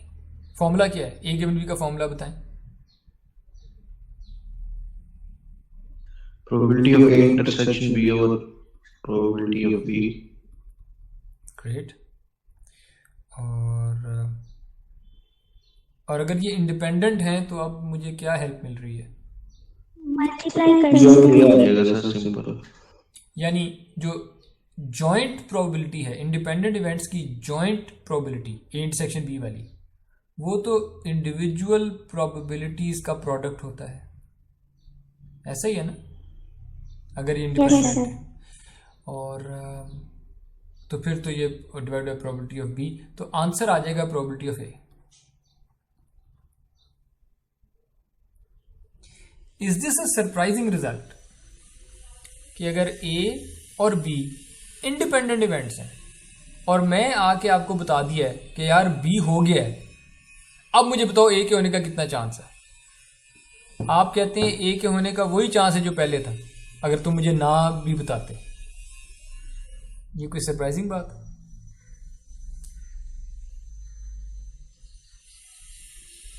Yes sir. सरप्राइजिंग है? क्या सरप्राइजिंग है?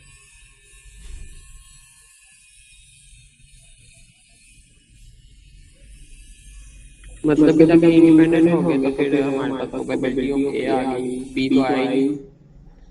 बी आया है, मैं कह रहा हूँ बी हो गया है।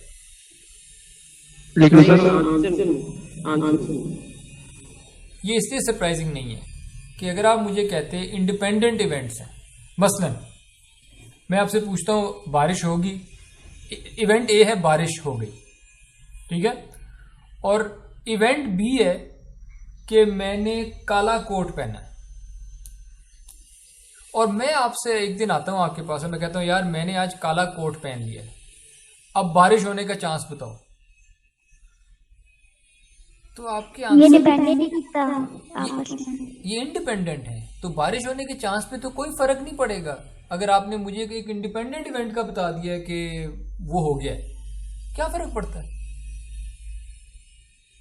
राइट? तो ये फॉर्मूला भी यही बता रहा है कि probability of A given B, अगर ए और बी इंडिपेंडेंट है, कोई फर्क ही नहीं पड़ता, एक दूसरे को इन्फ्लुएंस ही नहीं करते, तो फिर आप मुझे चाहे बता दें बी हो गया है या मुझे ना बताएं बी नहीं हुआ है, ए का चांस तो वही रहेगा क्योंकि इंडिपेंडेंट इवेंट्स।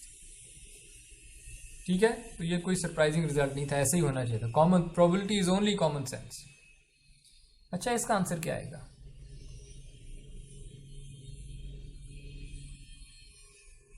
पहले तो बता दें आंसर आएगा क्या अगर इंडिपेंडेंट। प्रोबेबिलिटी ऑफ हाँ, प्रोबेबिलिटी ऑफ बी आना चाहिए, जहां हम पहले लिख देते हैं, हमें पता है अगर ये इंडिपेंडेंट इवेंट्स है प्रोबेबिलिटी ऑफ बी आना चाहिए, ये तो कॉमन सेंस कह रही है। अब फॉर्मूले से देख लेते हैं, क्या करूं, क्या लिखूं? इन दोनों को मल्टीप्लाई प्रोबेबिलिटी ऑफ बी और पहले तो इंटरसेक्शन में स्टेप बाय स्टेप चलता हूं। डिवाइड किससे करना है? ए से। प्रोबेबिलिटी ऑफ ए से।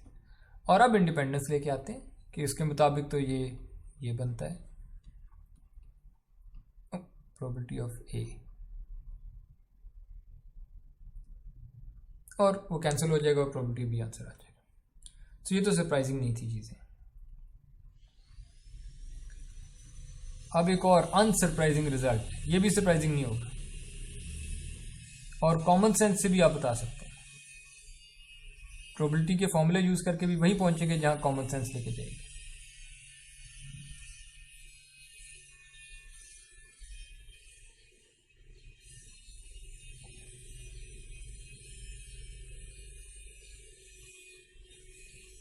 कॉमन सेंस क्या कहती है, इसका आंसर क्या होना चाहिए?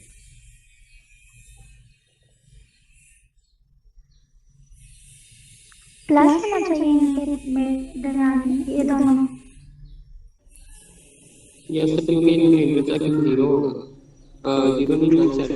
मुझे आप आंसर बताएं।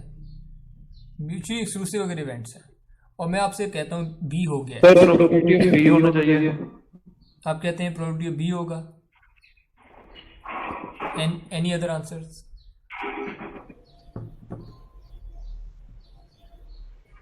जीरो। जीरो। जीरो क्यों? सर क्योंकि probability of A intersection B zero होगा। नहीं, कॉमन सेंस से बताएं। सर म्यूचुअली एक्सक्लूसिव है तो मतलब कॉमन इनमें कुछ भी नहीं है सर। कॉमन तो आप फॉर्मूले की तरफ आ रहे हैं।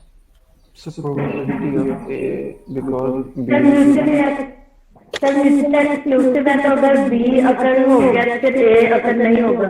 एग्जैक्टली, एब्सोल्युटली, ये कॉमन सेंस आंसर है। कोई फॉर्मूले की जरूरत नहीं थी, कोई रूल्स की जरूरत नहीं थी। अगर आप मुझे कहते हैं कि ये म्यूचुअली एक्सक्लूसिव है, इसका मतलब अगर एक हो गया है तो दूसरा हो ही नहीं सकता।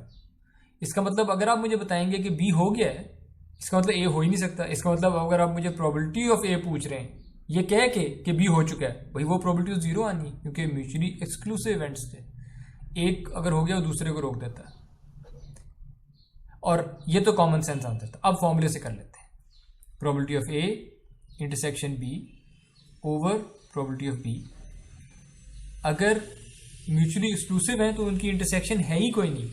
अगर इंटरसेक्शन का सेट नल सेट है तो नल सेट की प्रोबेबिलिटी, या मैं लिख देता हूं, चलें, प्रोबेबिलिटी ऑफ नल सेट मांगी जा रही है और नल सेट की प्रोबेबिलिटी, उसका एरिया जीरो होता है तो उसकी प्रोबेबिलिटी जीरो होती है। तो that's zero over probability of B. So answer is zero. Similarly अगर मैं पूछता probability of B given A, common sense क्या कहती? जीरो। फॉर्मूला कहता है A intersection B over probability of A, क्योंकि कंडीशनिंग ए पे थी, equals zero over probability of A, और जो कि आंसर जीरो आ जाता है। ग्रेट। यहां तक आप लोग मेरे साथ हैं? कंफ्यूज तो नहीं हो गए? समझ आ रही हैं चीजें कि नहीं?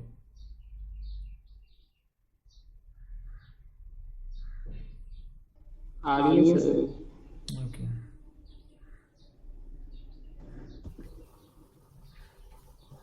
सो कंडीशनल प्रोबेबिलिटी ने थ्रू आउट, ये हमने कोई 5 प्रॉपर्टीज देख ली हैं। कंडीशनल प्रोबेबिलिटीज ने सारे वो रूल फॉलो किए हैं जो आम प्रोबेबिलिटी फॉलो करती थी। ठीक है, ऑलराइट।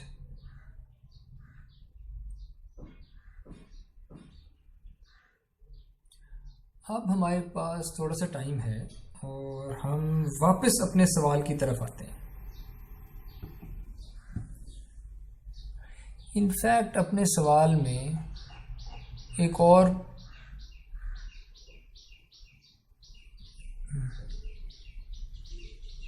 जिसको हमने क्वेश्चन 3 कहा था ना, उसको मुझे इजाजत दें मैं क्वेश्चन 4 कह दूं।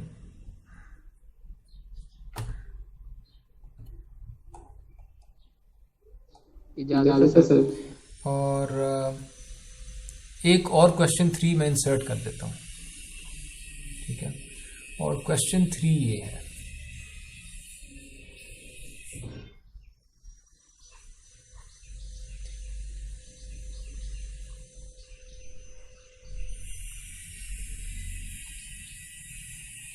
इसका जुमला क्या है? प्रोबेबिलिटी ऑफ इवेंट डी, इसका जुमला क्या बनेगा?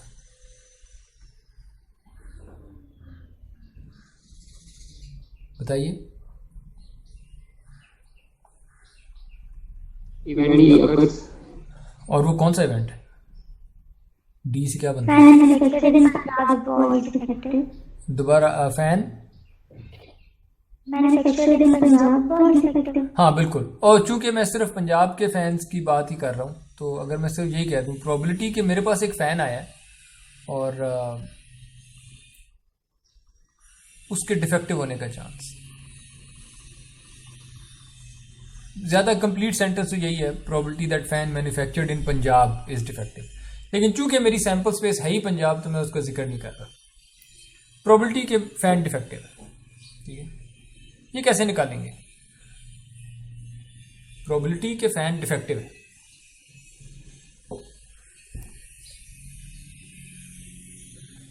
%50 फैंस गुजरात में बनते थे, इनमें से 5% डिफेक्टिव थे, सॉरी इनमें से 3% डिफेक्टिव थे। फैसलाबाद में कुछ बनते थे, उनमें से union of all defective fans.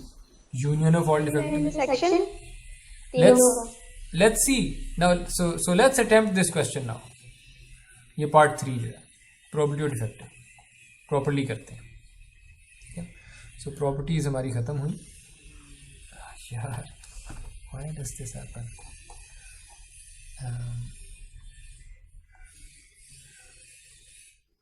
Properties हमारी खत्म हुई। Let's return to our question.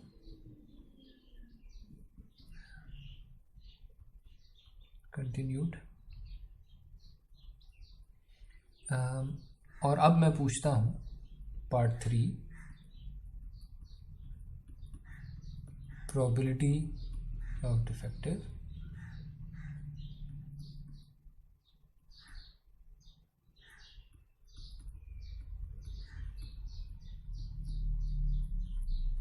Okay, Venn diagram पे जाते हैं। वेन डायग्राम अक्सर चीज़ों को क्लियर कर देती है। हमारी ओवरऑल सैंपल स्पेस थी, 50% गुजरात था, 30% फैसलाबाद था, 20% लाहौर था। गुजरात के कितने थे जो डिफेक्टिव थे? कितनी परसेंटेज थी?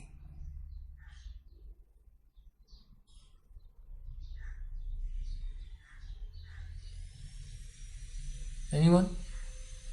3%. 3%। यानी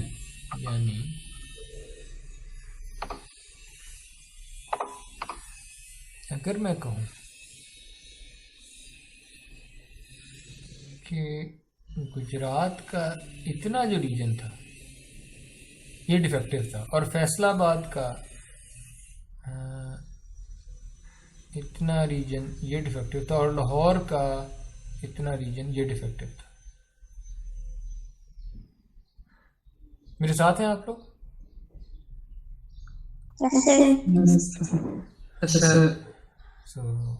तो ये डिफेक्टिव वाले रीजन हैं। इनके नाम क्या लिखूं मैं? यानी किस तरह से डिनोट होगा ये सेट?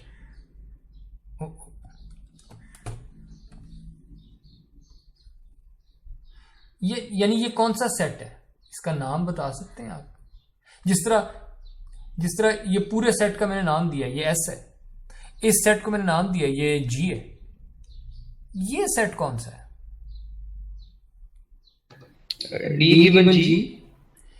डी गिवन जी।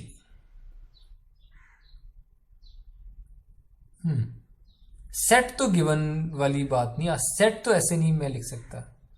सेट्स में तो यूनियन हो सकती है, इंटरसेक्शन हो सकती है। ये गिवन तो इंग्लिश में बातें होती हैं, सेट्स में तो गिवन नहीं हो सकता। तो ये डिफेक्टिव तो है, ये बात तो सही है। और क्या है इस सेट में? और क्या प्रॉपर्टी है? सर जी कॉम्प्लीमेंट है, सबसेट ऑफ जी है। सबसेट ऑफ जी है, इसका मतलब जी में भी है ये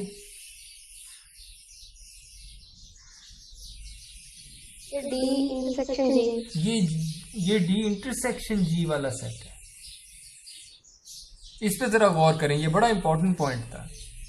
ये जो मैंने पर्पल में सेट बनाया है, ये सेट ये वो सेट है जो डिफेक्टिव भी है और गुजरात का भी है ना। ये वो पंखे हैं जो गुजरात के हैं और डिफेक्टिव भी हैं, तो इन्हें तो इंटरसेक्शन कहेंगे, defective and manufactured in Gujarat. इससे आप अग्री कर रहे हैं? सर ये तो फिर उसी की फॉर्म है ना, डी गिवन जी, तो उसका हम इंटरसेक्शन करके लिखते हैं अगर उससे भी अगर देखा जाए तो। देखिए वो तो कोई प्रोबेबिलिटीज पे आप आएंगी, जो कंडीशनिंग आप करना, कंडीशनिंग की बात कर रही हैं गिवन वाली। जी सर। देखिए जब आप गिवन कहते हैं ना तो वहां कहीं प्रोबेबिलिटी आती है और वो नंबर्स होते हैं। यहां तो मैं सिर्फ सेट की बात कर रहा हूं। जिस तरह एक सेट जी है, ये कुछ पंखों का सेट है, उस पंखों के सेट के अंदर एक और सेट पड़ा है जो कि डिफेक्टिव है, तो ये कोई नंबर नहीं है, ये तो सेट की बात हो रही है। सेट पे तो मेरे पास जो ऑपरेशंस होते हैं वो इंटरसेक्शन, यूनियन, इस तरह के ऑपरेशंस होते हैं। सेट ये समझ आ रही है, ठीक है, मतलब ये पता चल गया कि डी इंटरसेक्शन जी होगा और यही होगा, और बस कि ये एक सेट है और ये वो वाला सेट है जो डिफेक्टिव भी है और गुजरात में भी है।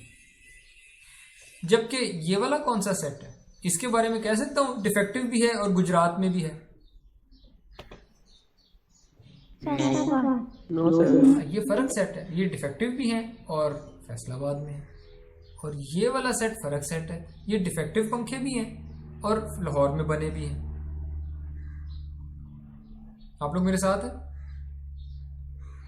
Yes sir. ओके, अब इंपॉर्टेंट पॉइंट। अब अगर आपसे कोई कहे, अब मैं प्रोबेबिलिटी नहीं पूछ रहा, मैं प्रोबेबिलिटी नहीं पूछ रहा, मैं पूछ रहा हूं ये सेट कैसे बनेगा, डिफेक्टिव पंखों का सेट ये कैसे बन रहा है। सर ये जब हम लोगों ने तीनों सेट निकाले इनका यूनियन। एब्सोल्युटली, डिफेक्टिव पंखों का set equals defected and Gujarat वाला सेट यूनियन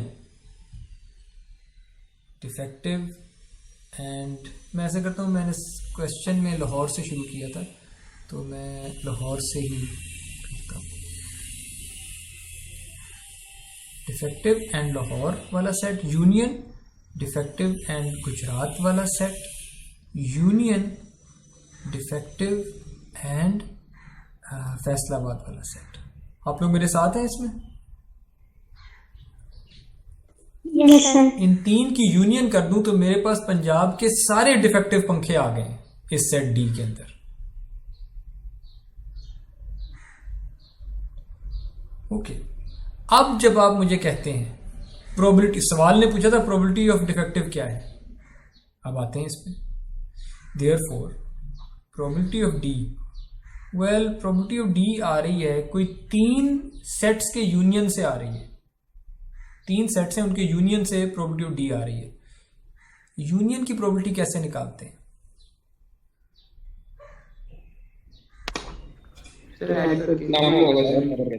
लेकिन इंटरसेक्शंस को माइनस भी तो करते थे क्योंकि वो डबल काउंट हो जाती थी, याद है? सही तो यस सर। हाँ, गुड ऑब्जर्वेशन कि ये जो तीन सेट आए हैं आपके पास, इनमें आपस में तो कोई इंटरसेक्शन है ही नहीं, ये तो म्यूचुअली एक्सक्लूसिव सेट्स हैं, non overlapping. Let's write this down. ये सेट और ये सेट, ये आपस में म्यूचुअली एक्सक्लूसिव है, विच मीन्स कि इनके यूनियंस की जो प्रोबेबिलिटीज हैं वो इनकी प्रोबेबिलिटीज का सम होगा।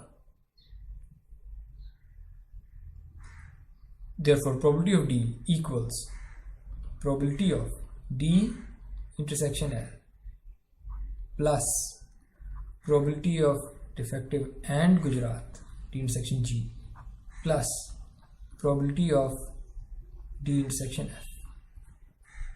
यहां तक अगर आपको कोई कंफ्यूजन है तो मुझसे पूछ लें अभी।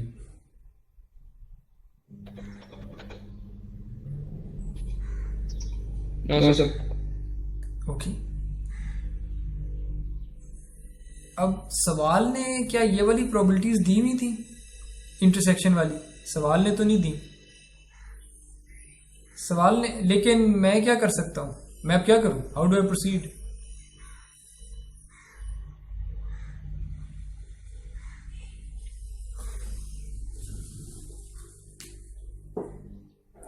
अभी हमने कुछ प्रॉपर्टीज पढ़ी थी कंडीशनल प्रोबेबिलिटी की,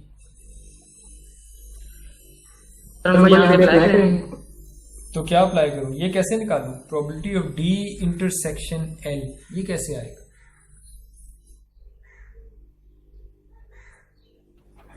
Probability of D given L. So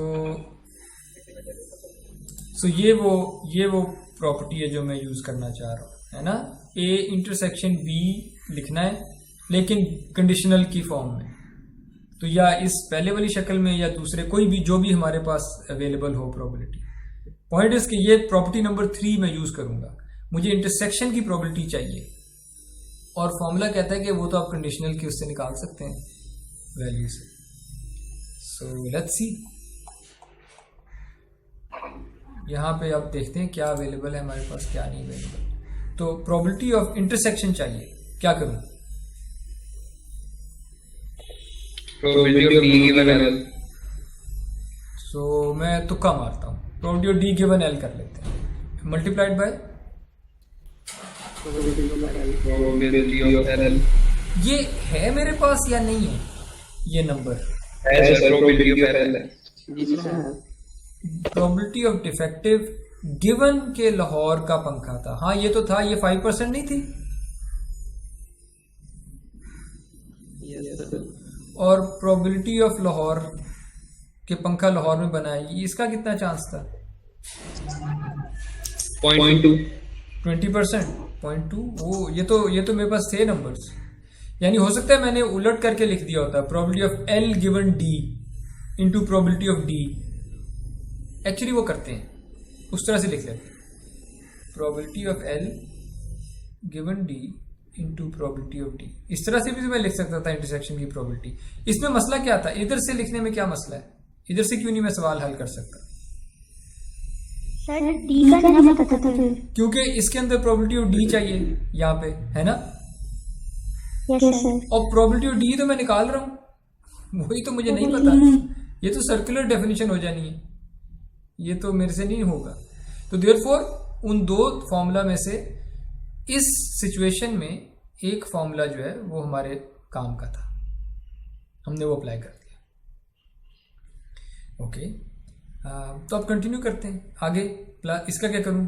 probability of D intersection जी आप लोग करवाएंगे मुझे। Probability D given G probability of defective into probability into probability of Gujarat, और ये क्या थी? 3%, और ये क्या थी? 0.5%. 50% यानी 0.5, है ना? Yes sir. आगे आप लोग बताएं।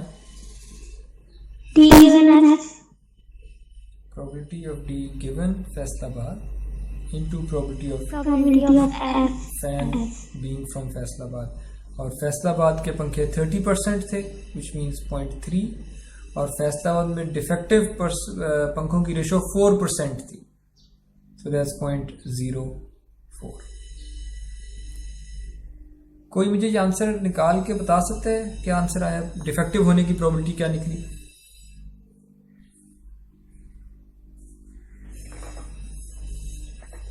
सर 0.37.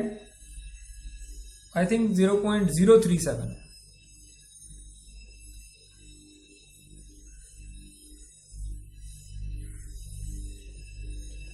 तो वेरीफाई कर लीजिएगा।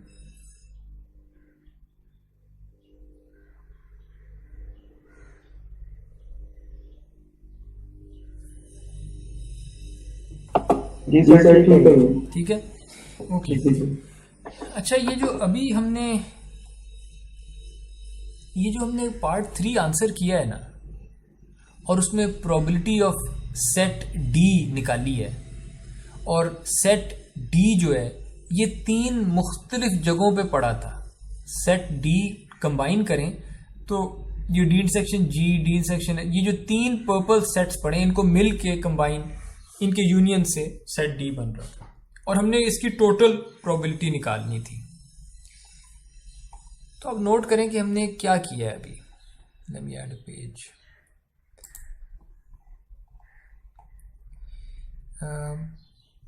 हमने किया ये है,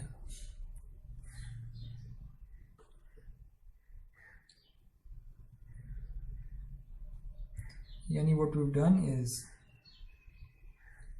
मैं एक थ्योरम लिख देता हूं, इफ इवेंट्स, और आप नोट करेंगे ये हमने बिल्कुल यही थ्योरम फॉलो किया था। If events B1 B2 and so on, जितने भी हैं, if they form a partition of the sample space S, हमारे केस में पार्टीशन कौन बना रहे थे, कौन से इवेंट्स थे जो पार्टीशन बना रहे थे हमारे सवाल में?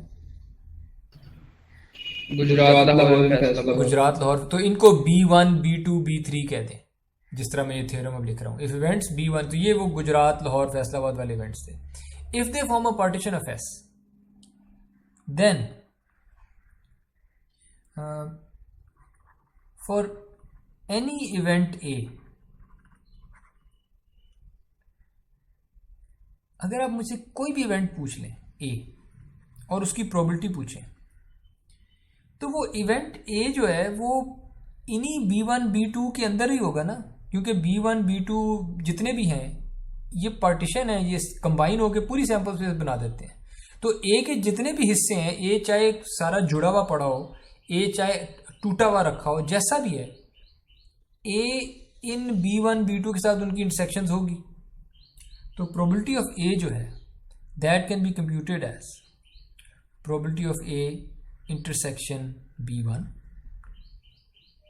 पर चूंकि पार्टीशन है A की वो इंटरसेक्शन जो B1 के साथ हो रही है वो म्यूचुअली एक्सक्लूसिव होगी,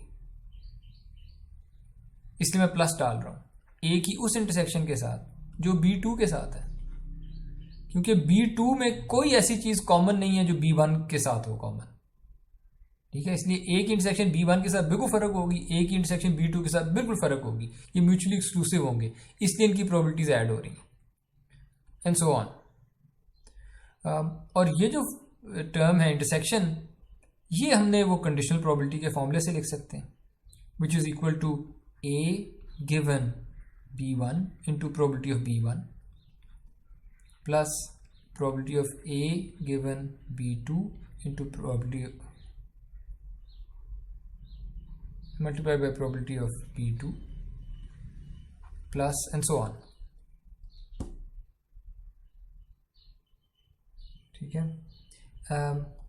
ये जो थ्योरम मैंने लिखा है इसे कहते हैं theorem of total probability.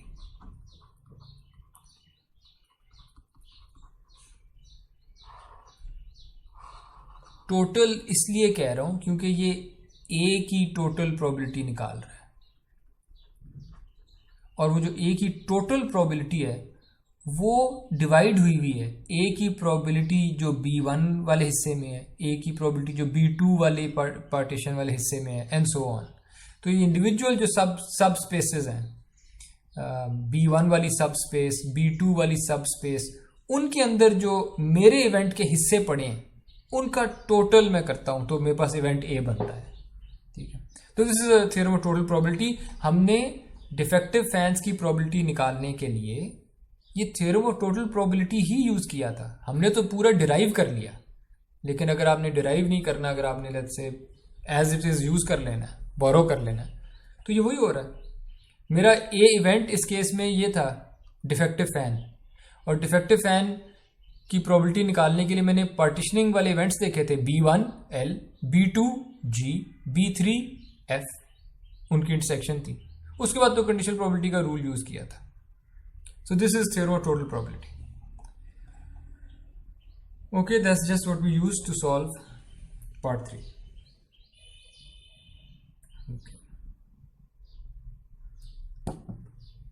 Okay. अब आखिरी पार्ट, क्वेश्चन पार्ट 4 जो था सवाल का,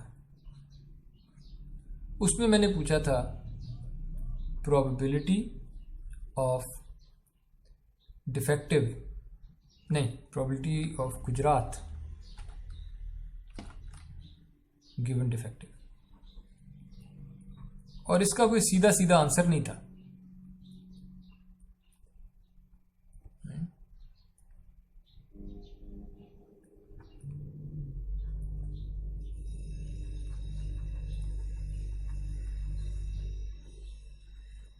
Probably fan was manufactured in Gujarat, given that it was defective.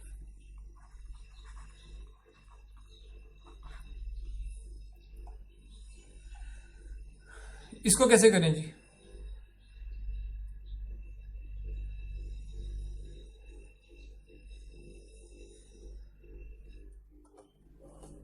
Probability of G, D intersection G multiplied by probability of G. Okay, दोबारा बताएं. Probability of G given D equals क्या लिखूं? Probability of G intersection D multiplied by probability of multiply divided by probability of G. G क्यों? Conditioning G का conditioning D है, event, D है. Conditioning event D है ना, जी तो नीचे प्रोबेबिलिटी D आएगा. तो ये तो आपने सही कहा. सर न्यूमरेटर में अपने हाथ से बना सकते हैं ना वो जो प्रॉपर्टी पड़ी थी? देखते हैं अभी. हाँ जी, देखते हैं कि अब हम क्या कर सकते हैं. प्रोबेबिलिटी, सो मैं तो फॉर्मूला फॉलो किया. फॉर्मूला कहता है probability ji intersection D over probability of D. Fine. अब आप कहती हैं कि न्यूमरेटर में एक ट्रिक प्ले करते हैं, और न्यूमरेटर में जो ट्रिक आप लेके आ रही हैं वो क्या है? वो जो प्रॉपर्टी एक सेकंड,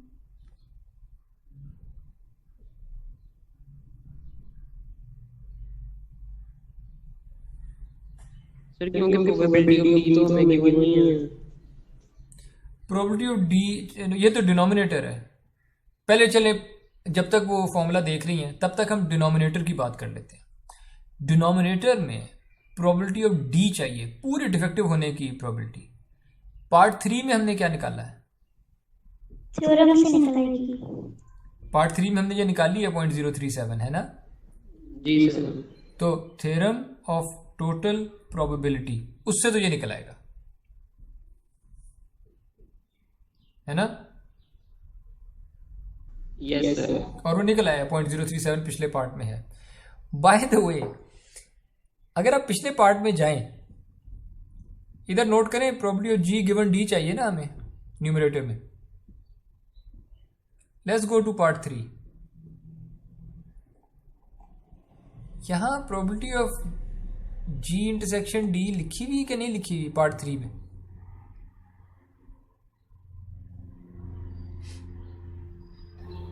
यस सर, ये D इंटरसेक्शन G लिखी हुई है sir. Yes, it's already there. Yes sir. और वो कैसे कंप्यूट की थी? हमने उस ट्रिक से उसको हमने मतलब वैसे थ्योरम से किया था, लेकिन अगर हम इसको ऐसे डायरेक्ट देखें डी गिवन जी करके, जिस तरह मैंने प्रॉपर्टी कह रही थी, दो प्रॉपर्टीज हैं, तो उस तरह आ सकता है.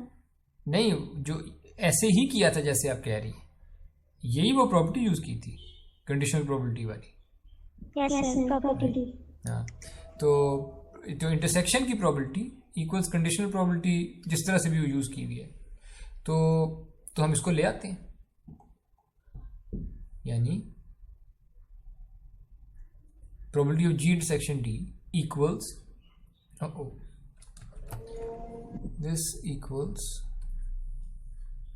probability of D given G.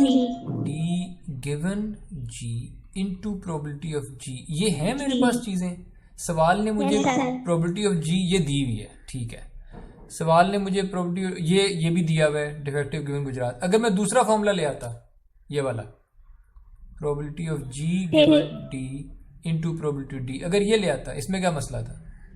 वो डी वाला कट गया। तो कट जाए, आंसर आ गया। हमारे पास D नहीं था, मतलब हमारे पास फिर वही क्वेश्चन बन जाना था। हाँ, ये तो लेफ्ट, ये तो फिर से Gujarat, probability of Gujarat given defective, यही तो निकालनी थी। आप कहते हैं इसको निकालने के लिए पहले मुझे इसका आंसर दो। भाई यही तो मैं जानना चाह रहा हूं, ये मैं कैसे करूं? तो ये तो नहीं यूज हो सकता, इसलिए मैं ये हटा देता हूं। इसलिए मैं इस तरीके से करता हूं जो मेरे पास हैं चीजें, ओके।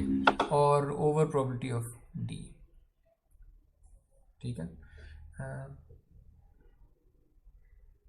अच्छा, इसको मैं ना, ये जो फॉर्मूला आया ना मेरे पास, इस फॉर्मूले को जरा मैं, ये जी और डी जिसको आप कह रहे हैं ना, इसको ए और बी की टर्म्स में मुझे लिखवा दें जरा।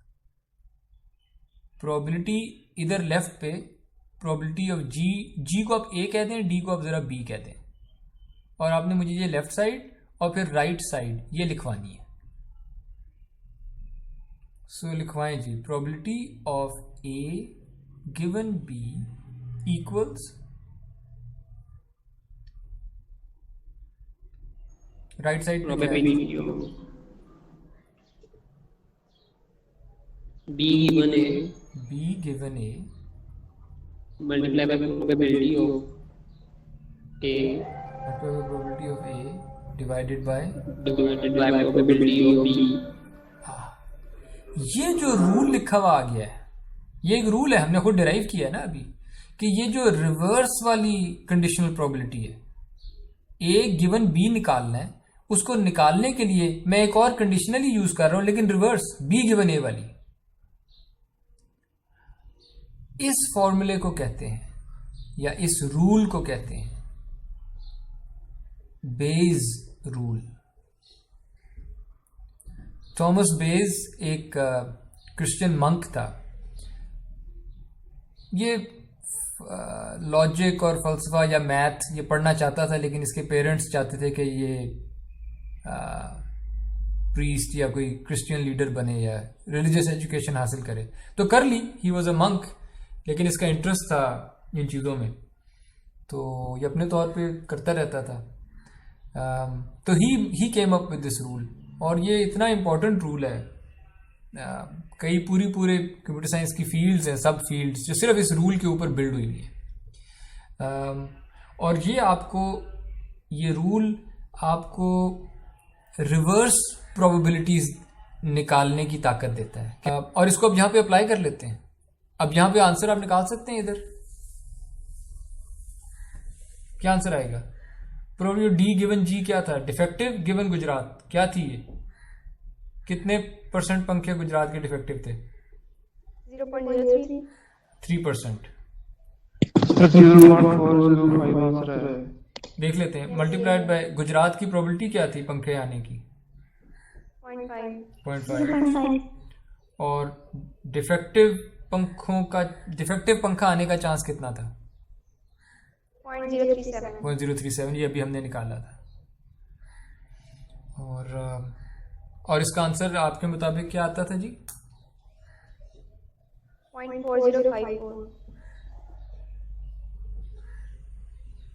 0.4054। ओके फाइन, किधर गया? 0.4054। तो अगर पंखा डिफेक्टिव आया है तो 0.4 प्रोबेबिलिटी 0.4 है कि वो गुजरात से आया होगा। क्यों इतनी हाई? क्यों? गुजरात के तो रेशो बड़ी अच्छी थी, सिर्फ 3% पंखे इसके डिफेक्टिव होते थे, तो ये ऑलमोस्ट आधा चांस है कि ये गुजरात से आया है। क्यों?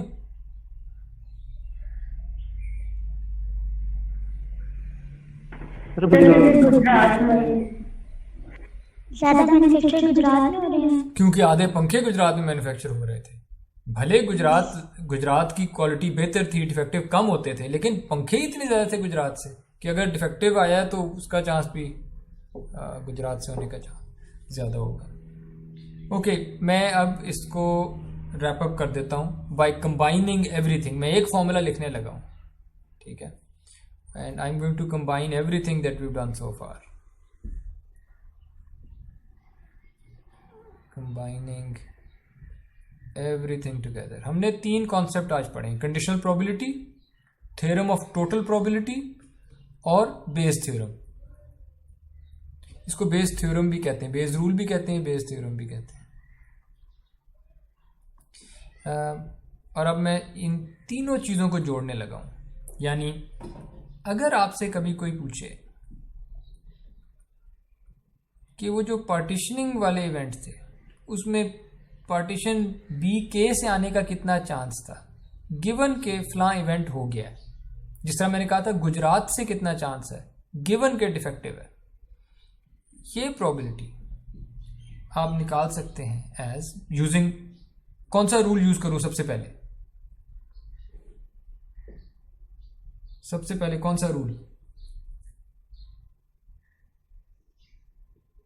Probability of B intersection A over probability of A. नहीं, इससे भी एक स्टेप आगे चलते हैं। बेस रूल यूज कर सकता हूं ये प्रोबेबिलिटी निकालने के लिए। मैं probability of A given B के इनटू प्रोबेबिलिटी ऑफ B के ओवर प्रोबेबिलिटी ऑफ A कर सकता हूं। ये मैंने बेस रूल यूज किया है, सिंपल, और जिसके अंदर कंडीशनल प्रोबेबिलिटी तो आ गई। तो 2 चीजें कवर हो गई, कंडीशनल प्रोबेबिलिटी भी आ गई है, बेस रूल भी आ गया है। बेस रूल में जो डिनोमिनेटर है प्रोबेबिलिटी ऑफ ए, ये कैसे आता था? बेस रूल में जो डिनोमिनेटर है थ्योरम वाला वो अप्लाई करके, ये थ्योरम ऑफ टोटल प्रोबेबिलिटी से आता है। और वो भी अब मैं पूरा फॉर्मूला उसका लिख देता हूं। यानी न्यूमरेटर तो ऐसे ही रहेगा जैसे था। So probability of A given B के इंटू प्रोबेबिलिटी ऑफ बी के divided by theorem of total probability पे जाते हैं, probability of A. Theorem of total probability कहता था कि अगर आपने इसकी प्रोबेबिलिटी निकालनी है तो ए गिवन वो जो पार्टीशनिंग सबसेट्स थे, ए गिवन पहले वाला B1 into probability of B1 plus probability A given B2 into probability of B2 and so on. तो मेरी पार्टीशनिंग में जितने भी थे मैं उन पे एक सम करने लगा हूं, क्योंकि प्लस हो रहे थे ना, ठीक है। तो जितने भी थे मैं यहाँ आई लिख देता हूं। और probability of A given B I, आगे क्या लिखूं? Probability of B. Into probability of B I. और ये जो न्यूमरेटर यहाँ पे लिखा हुआ है ना, ये न्यूमरेटर इस डिनोमिनेटर के अंदर भी एक दफा आया था, है ना, क्योंकि ये आए सारों के ऊपर सम हो रहा है, तो एक दफा के भी था। ये न्यूमरेटर इस प्रोबेबिलिटी को निकालने के लिए पहले ही आप यूज कर चुके होंगे, वही न्यूमरेटर यहां पे आया होगा। ये है conditional probability, theorem total probability और बेस रूल सब मिक्स होके ये एक फॉर्मूला बनता है। आज का जो हमने सवाल हल किया है उसमें हमने कंडीशनल प्रोबेबिलिटी, बेस रूल और थ्योरम टोटल प्रोबेबिलिटी तीनों यूज किए हैं। चारों पार्ट जो आंसर किए हमने उसमें सब कुछ यूज हुआ था, सही।